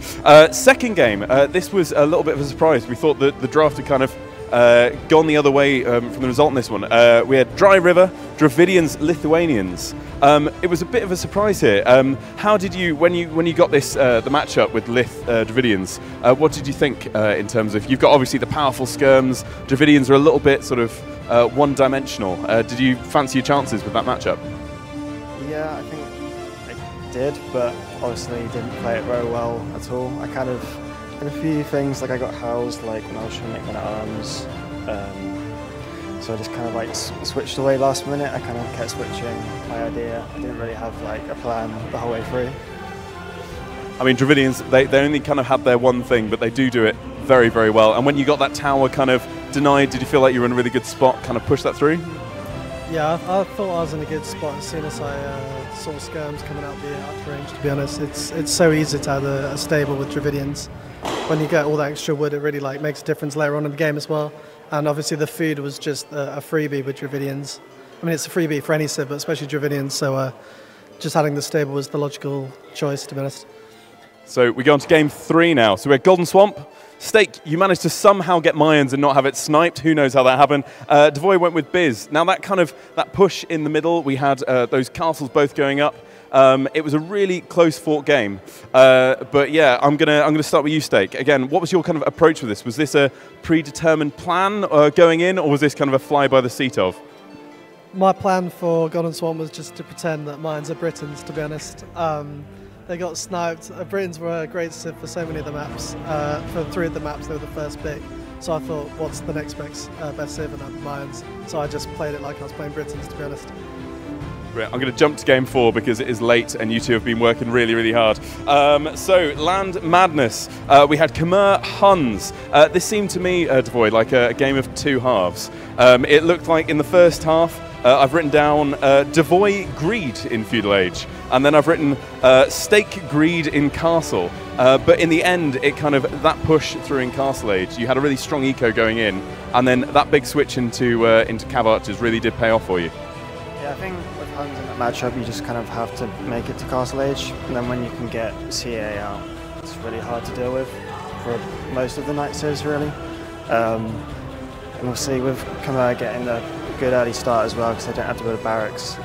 Yeah, I think you just kind of have to play it defensively. There's kind of no other way to play it. Were you scared with any of those particular fights when those you saw those sort of 6 scorpions popping out? There's a couple of hairy moments, but... Yeah, I was a little bit worried. Like, I kept making rounds for a little bit as well, but we were enjoying it, and then a couple of lovely mangonel splats, which I think probably carried the game. And finally, boys, just to keep it nice and wholesome, we ended with a lovely Islands matchup. Malay Vikings. I mean, it's the impossible question. Again, this is hard maybe to ask right now, Steve. How do you counter Vikings eco? Is there a way?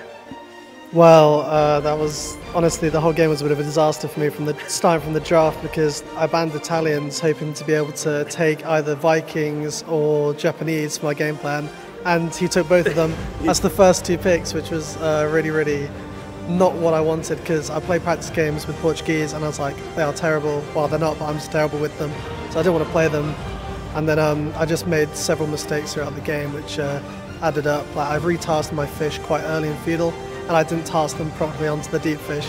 So I had 3 idle fishing chips for pretty much the whole of Feudal, so it wasn't as smooth as I wanted to be at all, but Vikings were the strongest civ anyway, to be honest. I'm going to give Darvoi the last word here. Just, what was the thoughts going through your head when you were like, I've got this game in the bag, and then suddenly 15 odd elephants and some mangonels popped up in your base? It was a valiant effort from Steak at the end there. Yeah, I basically just panicked, bought a castle. I think I had about 200 stone and then like a couple hundred gold, so I just like sold all my wood, sold all my food just to get the castle up, because it just buys you enough time. And then yeah, because the ellies are kind of squishable, just get a few crossbow and then they go down quite easy. Yeah, that raid on the other side definitely was kind of the final nail in the coffin. But congratulations, Darvoi, commiserations, Steak. One more round of applause for our semi-finalists throughout today. Thank you, guys. Well done, guys. You can go. Shake hands, clear off now. So as the boys hug directly in front of me, the lovely, lovely lads. That is going to be the end of our stream for today. We've got some wonderful things coming up tomorrow. On Saturday at 1 p.m. BST, that's noon GMT. We've got the final for our plate, which is the Mole versus Uselessaurus Rex. I mean, if that was just two animals fighting, I'd watch it. A-Weave's even better though. 3 p.m. we have the Cup final. That is going to be at 3 p.m. and that's British summertime, BST. Double check your clocks, make sure you're in time with us. And that is going to be between King Boo and darvoi, we've just watched. Finally, tomorrow in the evening, after we've had that, yours truly, Mr. AC, will be hosting a game show. You can play along, we're going to have some teams playing here for some wonderful prizes. We would love you to come and join us. And all throughout the day, in between, we'll be having some community games. You can join in at home, join in with the people here.